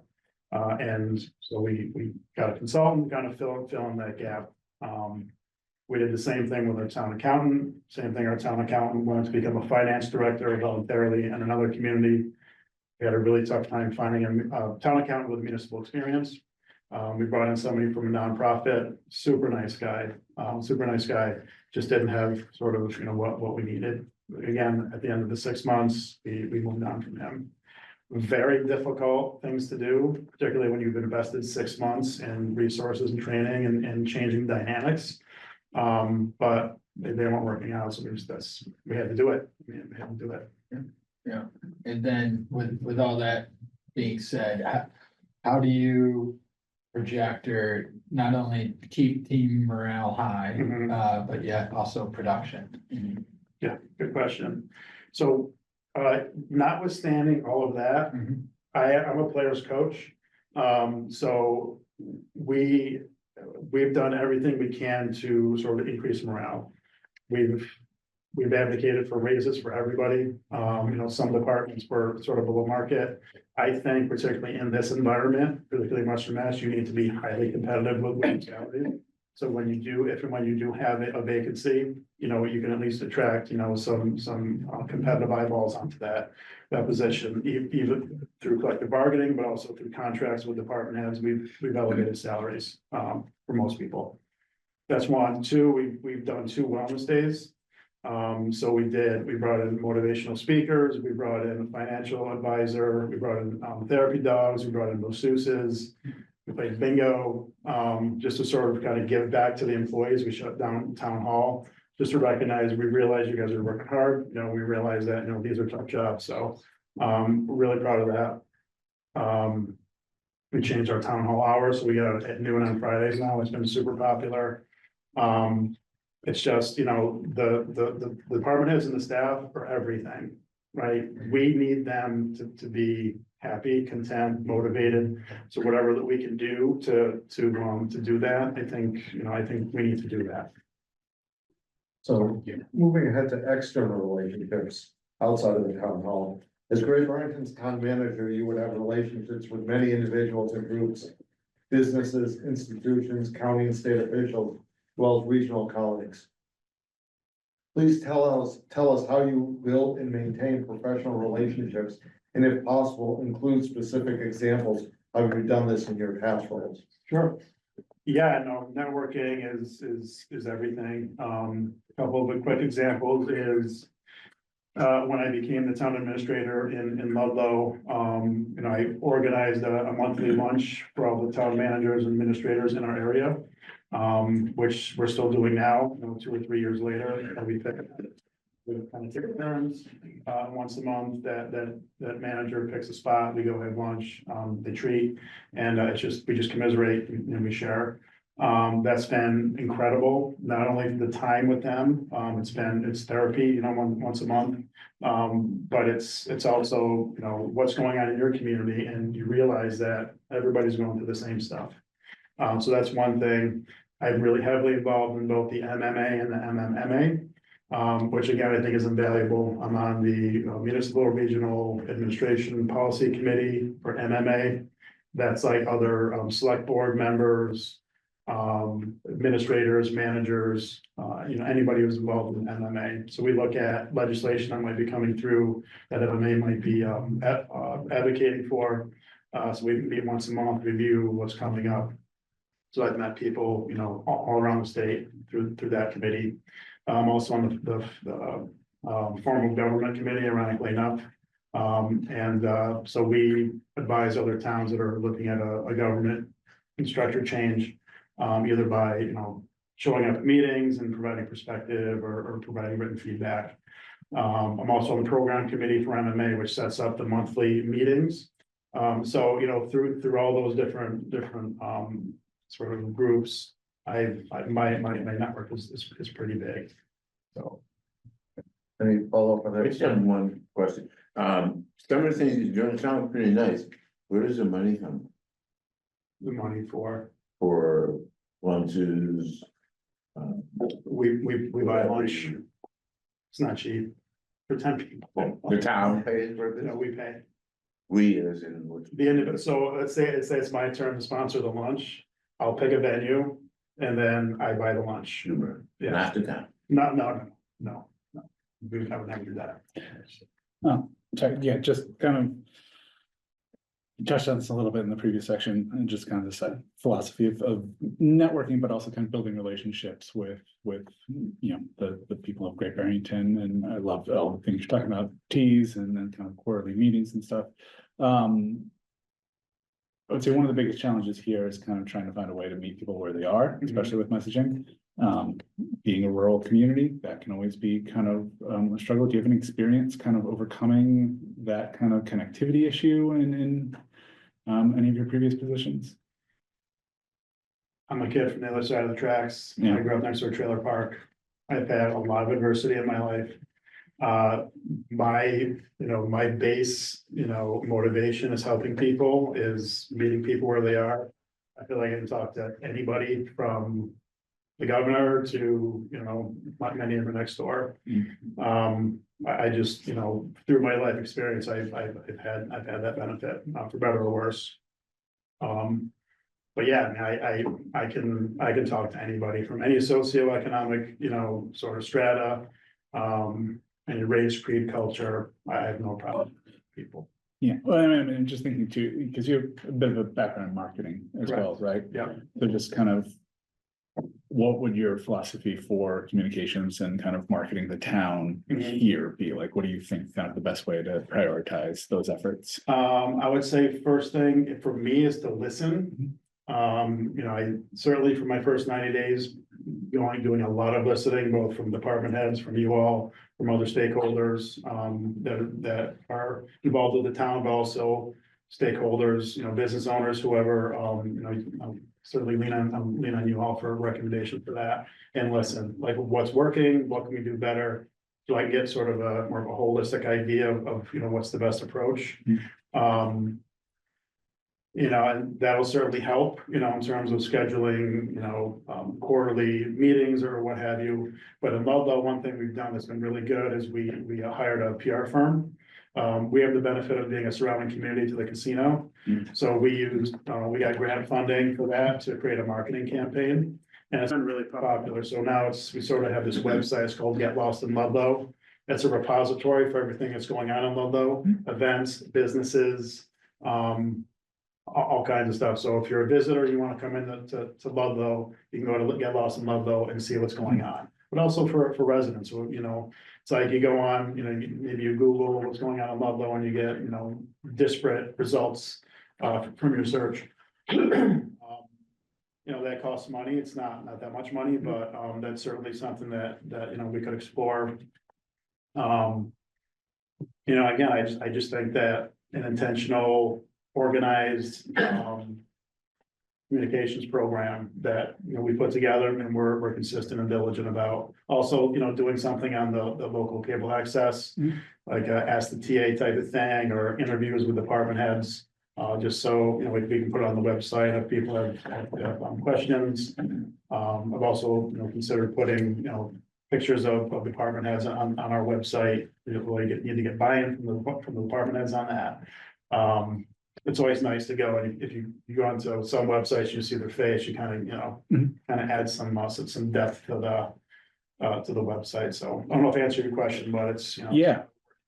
And just, it's kind of another follow-up on that, is, with that Get Lost in Ludlow project, I'm guessing you kind of work with like a local chamber of commerce and kind of Yep. various business groups. What have your relationships been with those kind of groups in the past? Right. Yeah. Right. The executive director of the ERC 5, so there's 5 communities that are east of the river, ERC 5. She lives in Ludlow, so we have a great relationship. She's doing a podcast, which has been super popular, so I'm supposed to be going on this month. We haven't scheduled the date yet, so sort of touch on Get Lost in Ludlow, but also just highlight some of the stuff that's going on in town. Thanks. Yeah, so just to follow up with the external relationships, I guess, I've asked, so what we kind of lack in one sense of diversity here in Great Barrington, we make up for it in other ways, as far as opinions, points of view, philosophies, you know? So I want you to give me an example of representing the community members and which you don't agree with, and how you would make them feel heard. Representing the community members that I don't agree with. You might not agree with the way they want to accomplish things or their point of view of tackling an issue. Yeah, no, that's a good question. So it's a little bit of a tricky balance, right? Because you have the public who sees things a certain way and, you know, wants a certain result. We, you know, certainly the town manager, that's, you know, this is what we do every day, so we kind of know the pros and the cons. I think, you know, I think listening is the biggest thing, and being able to communicate. And I do this with my board actually quite a bit. You know, sort of communicating why that may not work, why we might be limited in a certain way, either by, you know, procurement laws or you know, funding limitations or state laws. I think as long as you're listening and you're respectful. You know, again, that part of it, interacting with residents, you know, people can yell at me all day, and it doesn't bother me, because I know it's not about me. And they're, you know, maybe frustrated with, you know, what the stuff that's going on. You know, I represent a certain sort of authority figure. And I mean, people come into my office all the time and they're escalated, and you have to de-escalate when they're escalating. And, you know, a lot of people that are upset like that just need to sort of get it off their chest. So one of the questions about external relationships is, have you worked with local school systems? And here we have a regional school district. Do you have any experience with regionals? Not with regional. So, Agawam had their own schools, Long Meadow does, so does Ludlow. And your relationship with them? Yeah, I mean, relationship with our superintendent is, you know, relatively good. You know, again, kind of going back to Ludlow has a lot of divisions. One of those divisions is the school committee in the town and the board of selectmen. There are different philosophies, different opinions on how we should fund those two things. You know, so we've tried to, you know, the superintendent and I try to be a bridge, you know, between that sort of chasm. So, yeah. So we have four, just so you know, we have about a half hour. So let's turn to financial management. What's your experience with municipal finance and budget preparation, in particular in a period of fiscal stress, which all of Massachusetts is going through? So I mean, I do the budget for Ludlow. Excuse me, I think I mentioned that when I started, the town accountant was there for a short period of time, and she went on to be a finance director in another town. We don't have a finance director. So since that time, I've done the budget. I mean, I do the budget every single year. You know, I'm acutely aware of all the areas where, you know, at least in Ludlow, the line items that we could, you know, sort of, you know, reduce amounts. I present to the board, I present to town meeting. So we met with the department heads yesterday, and I told Ally to be thrilled to have somebody else in town hall who can speak the same language as I do, because now it's just me. So, you know, I will, you know, reach out to some other town managers and, you know, kind of get their perspective, but it's just a lot of on me in the budget. What's your experience in developing community improvement plan budgets and managing debt service? I probably the same, you know, I don't, our debt service, you know, really isn't that much. Trying to think about something that might be a little bit different than Great Barrington. Great Barrington has an outstanding bond rating. Ludlow's is a AA negative. So what we did is we're taking advantage of the state qualified bonds. So the state qualified bond rating right now is AA plus. So if the state rating is 2 above your towns, you can apply to use the state's rate. Which we did to fund a project to save us money. That's sort of the catch of that is they take it out of your local aid. So even though let's say, you know, our bond payments is $117,000 a year. You know, we don't have to pay that out of pocket, but that also reduces our local aid amount. I follow up with what experience do you have with identifying or developing alternative revenue streams? Including grants. Yep. Yeah. We've been really successful with grants. I started because I was a director of planning and development, you know, in Agawam. And we were super successful with grants, CDBG, MVP, Green Communities. Pretty much, you know, every grant. I don't think we got a MassWorks, but that we had the opportunity to get, we got. Same thing in Ludlow. We've gotten $6 million in grants over the past 3 years, which we're super proud of. Everything from MassWorks to CDBG, Park Grant for Park, to MVP.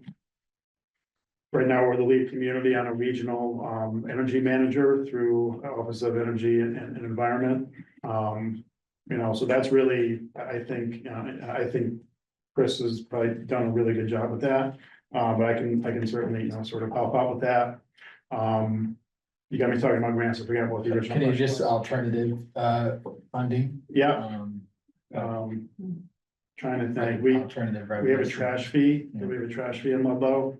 That's sort of a political slippery slope. This year, we've had to increase the trash fee. Just because our health insurance increase was $11 million. Or 11%. I don't think alternative sources of revenue. You know, we have local taxes. Ludlow said no to cannabis, unfortunately. And Ludlow has a lot of agricultural land that could have been just grow fields. So we did, so that's not a source of revenue. You know, I feel like there were some out there that maybe we missed on. But you know, none of it's coming in my head right now. Anything else on financial management? So project management, as you know, Great Barrington has significant infrastructure needs, roads, sidewalks, bridges, water issues. Do you have experience working on large capital projects or infrastructure projects? I would say yes and no. So as the town manager or the town administrator, I've been involved in 3 pretty sizable projects. But with so much going on and, you know, without some financial folks, I've had to really sort of be available to other departments. So we've done, 3 projects. We put in a new, high school sports complex, new turf field, new track, new baseball field. New scoreboard. It's a beautiful, beautiful facility. That was our main Harper project. That was 4.8 million. So we'll meet every week, with our OPM and the GC and just make sure everything was on track. That project finished on time and, on budget. And, obviously the town's really, really happy about that. We also sort of right near the high school, we had a former elementary school, which was consolidated with another one. So we're just kind of sitting there, a lot of vandalism, kids at night throwing rocks through windows and whatnot. So we used ARPA funds to demolish that building. We actually lucked out on that one because for whatever reason, the company that got the bid miscalculated their cost. And most of the bids are like just short of $1 million, that bid was like 600 or so. So they honored the bid, and which is great for us. Again, regular meetings, talking to our DPW guys. And that project also came in on time and in budget. And then lastly, we just replaced our roof. So our roof has been leaking pretty badly. There's some asbestos in the ceiling. So we did a new roof. And new energy efficiency, foam in the attic. We made all town hall ADA accessible with automated doors from the exterior coming into the building. New countertops and also new ADA accessible bathrooms. Again, kind of the same process. Like I'm not intimately involved in the details of the project, but I'm on the weekly calls. And at this point, I have kind of a good sense of when I need to jump in. And so yeah, that's pretty. What experience do you have in municipal procurement? I'm the procurement officer. Yeah, so, I'm registered, I'm MCPPO. And, in fact, we just put out the bid, public safety HVAC project, $3.8 million. So we list that up on combis and central register. We're using time bonds, so they helped us with a lot of the, sort of the front end stuff. But, it's like one of those things, once you've done it a couple of times, you pretty much got it down. The large capital projects, like large public facilities are often dependent on gaining community buy-in to move forward. What experience do you have in this regard? There really hasn't been much pushback on those projects in Ludlow. I'm trying to think, there was a 40B that came in, but that was before me. We had a 40B in Ludlow or Agawam. So we had a 40B coming in Agawam, and we actually had like a meeting with Wayfinders, who was going to be the developer of the project, just kind of get an idea of where they were and what parcels they were looking at, and the public found out about it. So they, the sort of the narrative was that town hall was like, collaborating with Wayfinders behind taxpayers' backs. So we had a meeting at the senior center, which was, I think probably like my first really sort of hostile environment. So we're up on, the mayor and I are up on the stage, and they're just firing questions at us, all I can do is be honest. I feel like people appreciate that.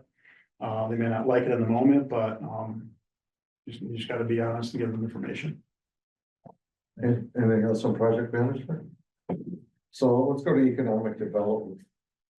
Well, Great Barrington has met the state's required 10% affordable housing threshold. The rising cost of housing and lack of inventory is a detriment to those seeking to live and work in the town. Mm-hmm. As more housing units are developed, there will be increased demand for municipal services. How would you balance the need for more workforce and affordable housing with the impact on the community? So I was looking at this before I came in. Is Great Barrington a housing choice community? Yes. Yeah. Have you taken advantage of Housing Works infrastructure? Yes. Okay, so that's certainly, sort of a low hanging fruit. I would say,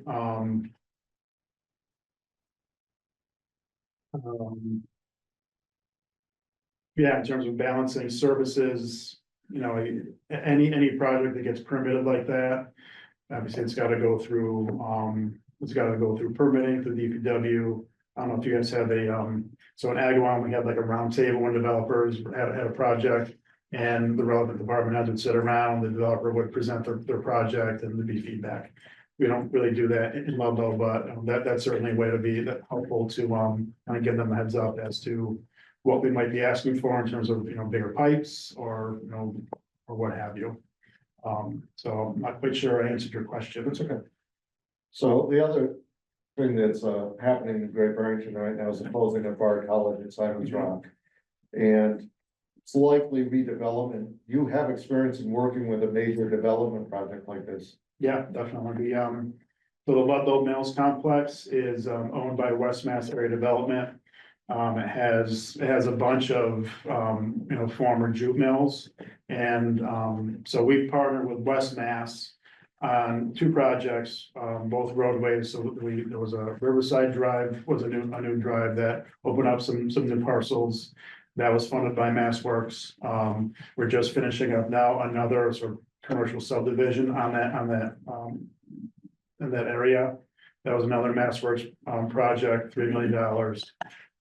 So we've partnered with them, working with Eversource and trying to get all the particulars done. But they've partnered with Wind Development, who is an affordable housing developer, sort of a big one. They've rehabbed two of those mills, created 170 new units. I think one was 75 units. I think there were only it's 25, but I think there was only 15 or 17 affordable, so that they all count against the SHI. The second mill has more, it's 95 units, but I think 45 of those are affordable. And then hopefully there's the biggest mill building is still yet to be developed. But we've parlayed that into trying to support the surrounding areas. So we created a DIF district, district improvement financing, so that any sort of tax revenue growth associated with those new buildings can be reinvested in infrastructure. It's kind of like housing works. So we have a financing plan, so $3 million financing plan to redo sort of our main commercial, kind of our main street. Our main street is East Street in Ludlow. Because our roads around there are really sort of banged up. And we also need a space for public parking. So we can use the money that's generated from new growth in the DIF district, instead of it going into the general fund, we get to reinvest it back into that area. So what's your experience in working in a community with significant seasonal population and second homeowners? I don't really have any. Thomas? I did have a question. Is Great Barrington a designated seasonal community? No. It would not meet the criteria. No. Any questions on economic development? Okay. Moving ahead. Personnel, we've talked about a lot of this. What's your experience with collective bargaining and administering collective bargaining agreements? Mm-hmm. Yeah, I mean, it's part of the job of being a town administrator, town manager. We're negotiating now with both police unions, our admin union. We just finished up with DPW and fire. In terms of administering it, I just sort of follow the particulars of the agreements. Yeah, I don't really know, too much more to add. We have our attorney, so it's the attorney, myself, and our assistant town administrator, who's also human resources director. So we handle the negotiations, we talk about it, sort of our strategy, with the board of selectmen, and then us internally. The attorney sort of takes the lead on it, I'll chime in when I need to. It's not really necessarily reinventing the wheel, in my opinion. What process do you use to evaluate employees? We haven't done that. So we tried to, we did a sort of put a process in place, and there's a meeting setting goals for the year. And then, we had issues with a bunch of things, certainly our financial team, and we just haven't had time to, because it's myself and the HR director.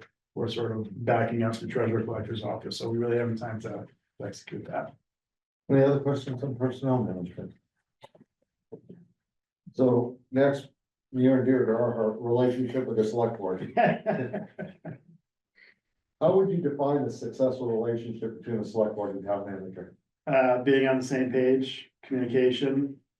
You know, again, going back to, why Great Barrington is, I feel like the board is a strong board. So what I would like, and, I know a lot of towns do this, is some sort of like goal setting at the beginning of the year, so that, if I have sort of priority list as to what you guys want us to take a look at, it gives me sort of marching orders. I don't necessarily have that right now, so I'm kind of on a limb a little bit. I'm kind of going, following my instincts and, sort of, doing what I think is best for the town. And that's usually great. Sometimes when that abuts, relationships that, somebody has with a select board member, they can get a little dicey, but, yeah, I mean, I'm looking to collaborate with all of you. I mean, ultimately, you guys, it's your call, and whatever you all want to do, that's my calling card, and I'll bang it out. We do have a priority planning workshop, Yep. and twice a year we meet, and we hope that's your roadmap to. Perfect. Yeah. I did see that. Anything else on relationship with the select board? Yeah, just as far as communication with the select board and. Although some consider us a small town, there's a lot that goes on in this town and how you would navigate keeping board members aware and up to date. Yep. So I try to do that, it's sort of like an instinct thing, if this is something, because again, I was a select board member, so if it's something that I think I would want to know, and I will certainly send it off. I also send that weekly summary every week and make sure the select board gets that. So in case I miss something, they're aware of it if they read it. But it's really, it'd be a discussion with all of you in terms of, how do you want to communicate? What do you want to know? In terms of thinking about, the board level, though, one member just really wanted to know things that were going on in town that would be impactful to the community, not necessarily about the nuts and bolts, about, the day-to-day stuff. Other people were really interested, digging down into the budget. It's really whatever you all prefer, and I'm always available. I've said this before, I'm always working, even when I'm on vacation, unless I turn my phone off, I'm always working, so I'm available 24/7. Anything else about relationship with the select board? So a couple final things, just walk through what you sense would be a typical day as town manager at Great Barrington. There's a typical day as a town manager. No, that's the right answer. There is no typical day. It's insanity. It's just like crazy. But I love the job. I love the job, for multiple reasons. One is it is so challenging. Challenges motivate me. It's so dynamic. It's so always changing. And we get to help people. So in turn, I don't think I've had, 2 of the same days ever in 3 years. So what's your plans in terms of residency if you are lucky enough to get to go? Initially, I would be commuting, certainly. It's only an hour. I mean, it's funny because I tell people that, like, it's not, you would be commuting an hour. It's nothing to me. I have 2 kids and 2 dogs and a house with a lot of work that needs to get done. I like being in the car. I have Sirius XM, I have Audible. I have my thoughts, my wife travels, quite a bit and she loves it. It's time to sort of ramp up and then decompress. If I would certainly, if I'm chosen, ask the board to waive that requirement. And you won't, my intention is that you wouldn't see any difference whether I was living in Great Barrington or not. So it's kind of a follow-up, I think it's a softball question. This is not a 9-to-5 job. Oh, yeah. Yeah. Oh, yeah. I've been sort of looking at, other opportunities that do not have night meetings, and my wife prefers those ones. But I did notice you guys got a lot of meetings recently, so, part of the territory. As a planner, I've been doing night meetings for 10 years. I guess, can Yeah, I go ahead. follow up to that, as Yeah. far as like, with that, you know, if you would be asking the board to waive that thing that's on our charter, how would you show representation that you're really a part of the community then? Yeah. If while not living here, and I understand you Mhm. talked about having teas and stuff like Yeah. that, but how would you, like, give us an example of how you would show that you are fully invested in the community? Well, I would have a conversation with you all as to like, as, what your expectations might be.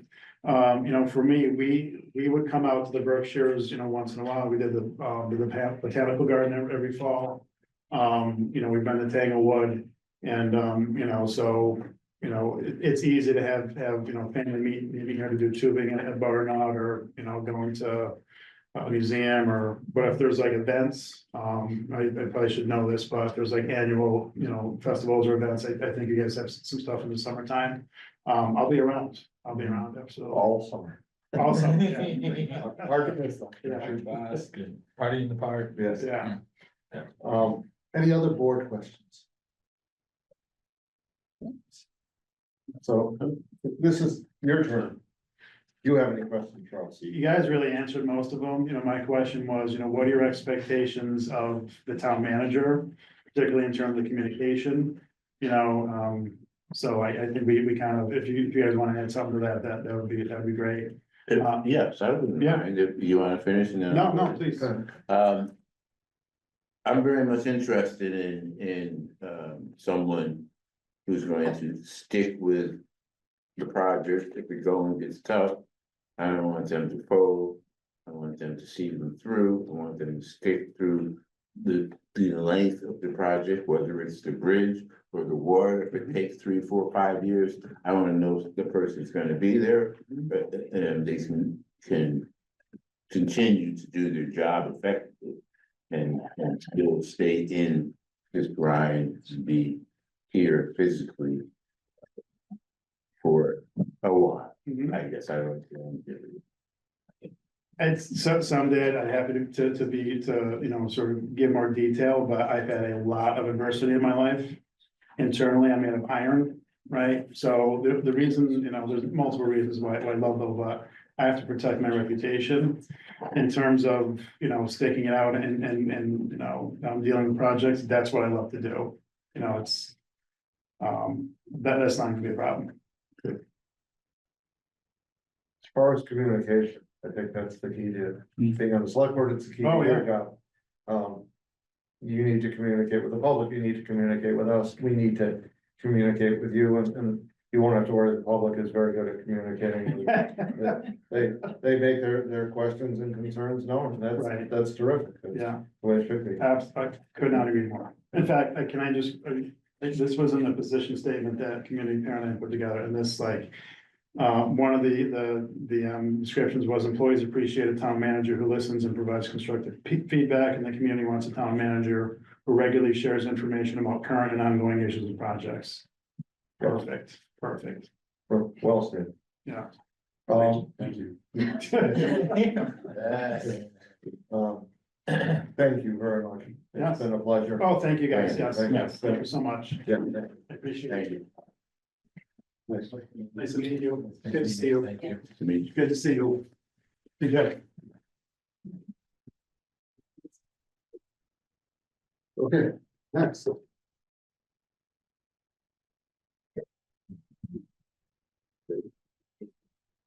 Citizen speak time.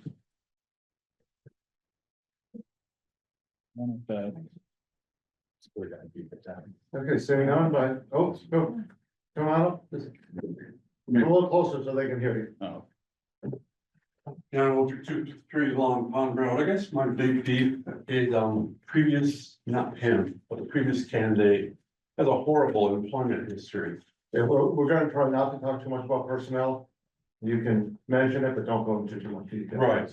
I was really impressed with the second candidate. He lives along Meadow, they have a great school system, so he knows what a superb school system can be. Having grown up in Pioneer Valley, I grew up in Chicopee. And we initially lived in Feeding Hills, which is part of Ag 1. And that was not an easy place for someone like him to probably work in. And the Ludlow thing, I have friends that live in Ludlow. He was trying to get the town to stop being a town, it's actually a small city. You get right down to it, their population is like 21.5 or 22,000 realistically. And they were trying to change the charter. He invested a lot of time and effort into it. And ultimately, he got basically told no. I think the final election last fall was something like 71% to 29%. You know, so I think that kind of pushed him out, really. And that's what the people I know in Ludlow kind of told me, that he kind of felt like he put a ton of effort into it, tried really hard to move forward with the town becoming more a city and more something up to date rather than staying like it was, you know, back when they first made the pipe. Right.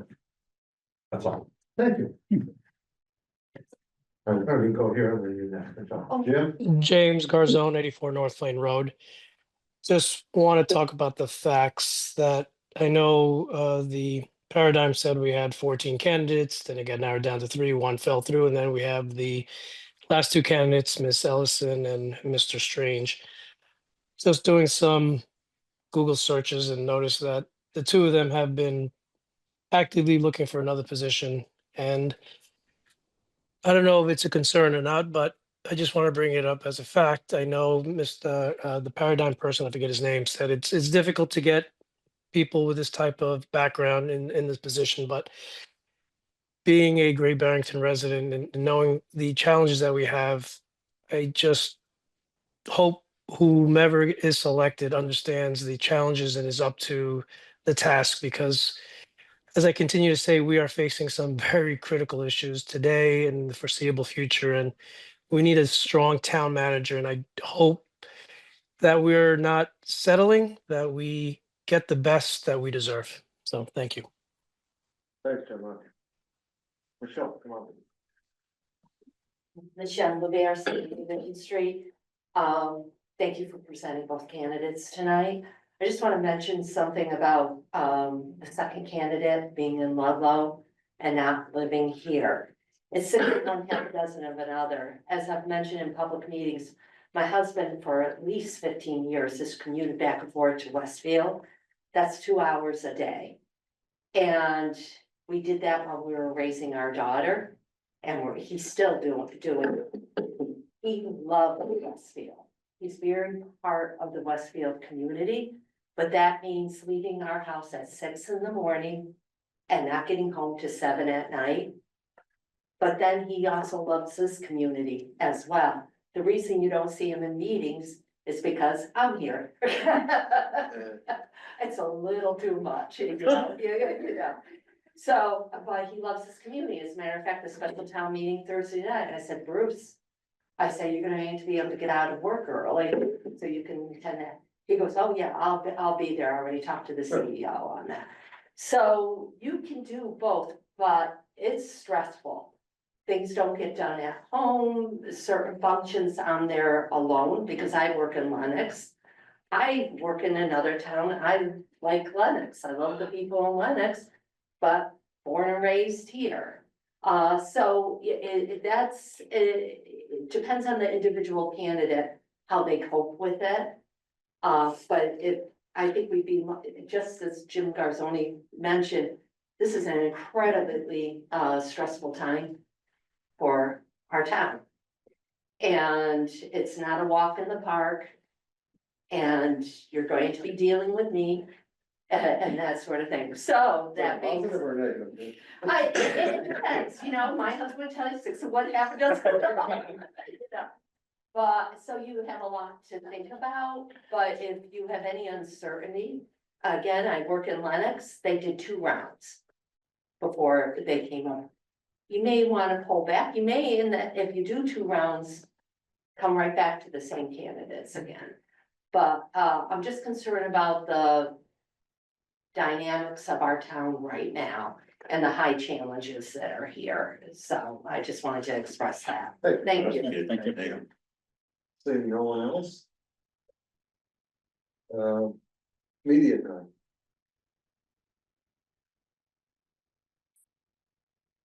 By unanimous consent, we are adjourned. Thank you, everyone.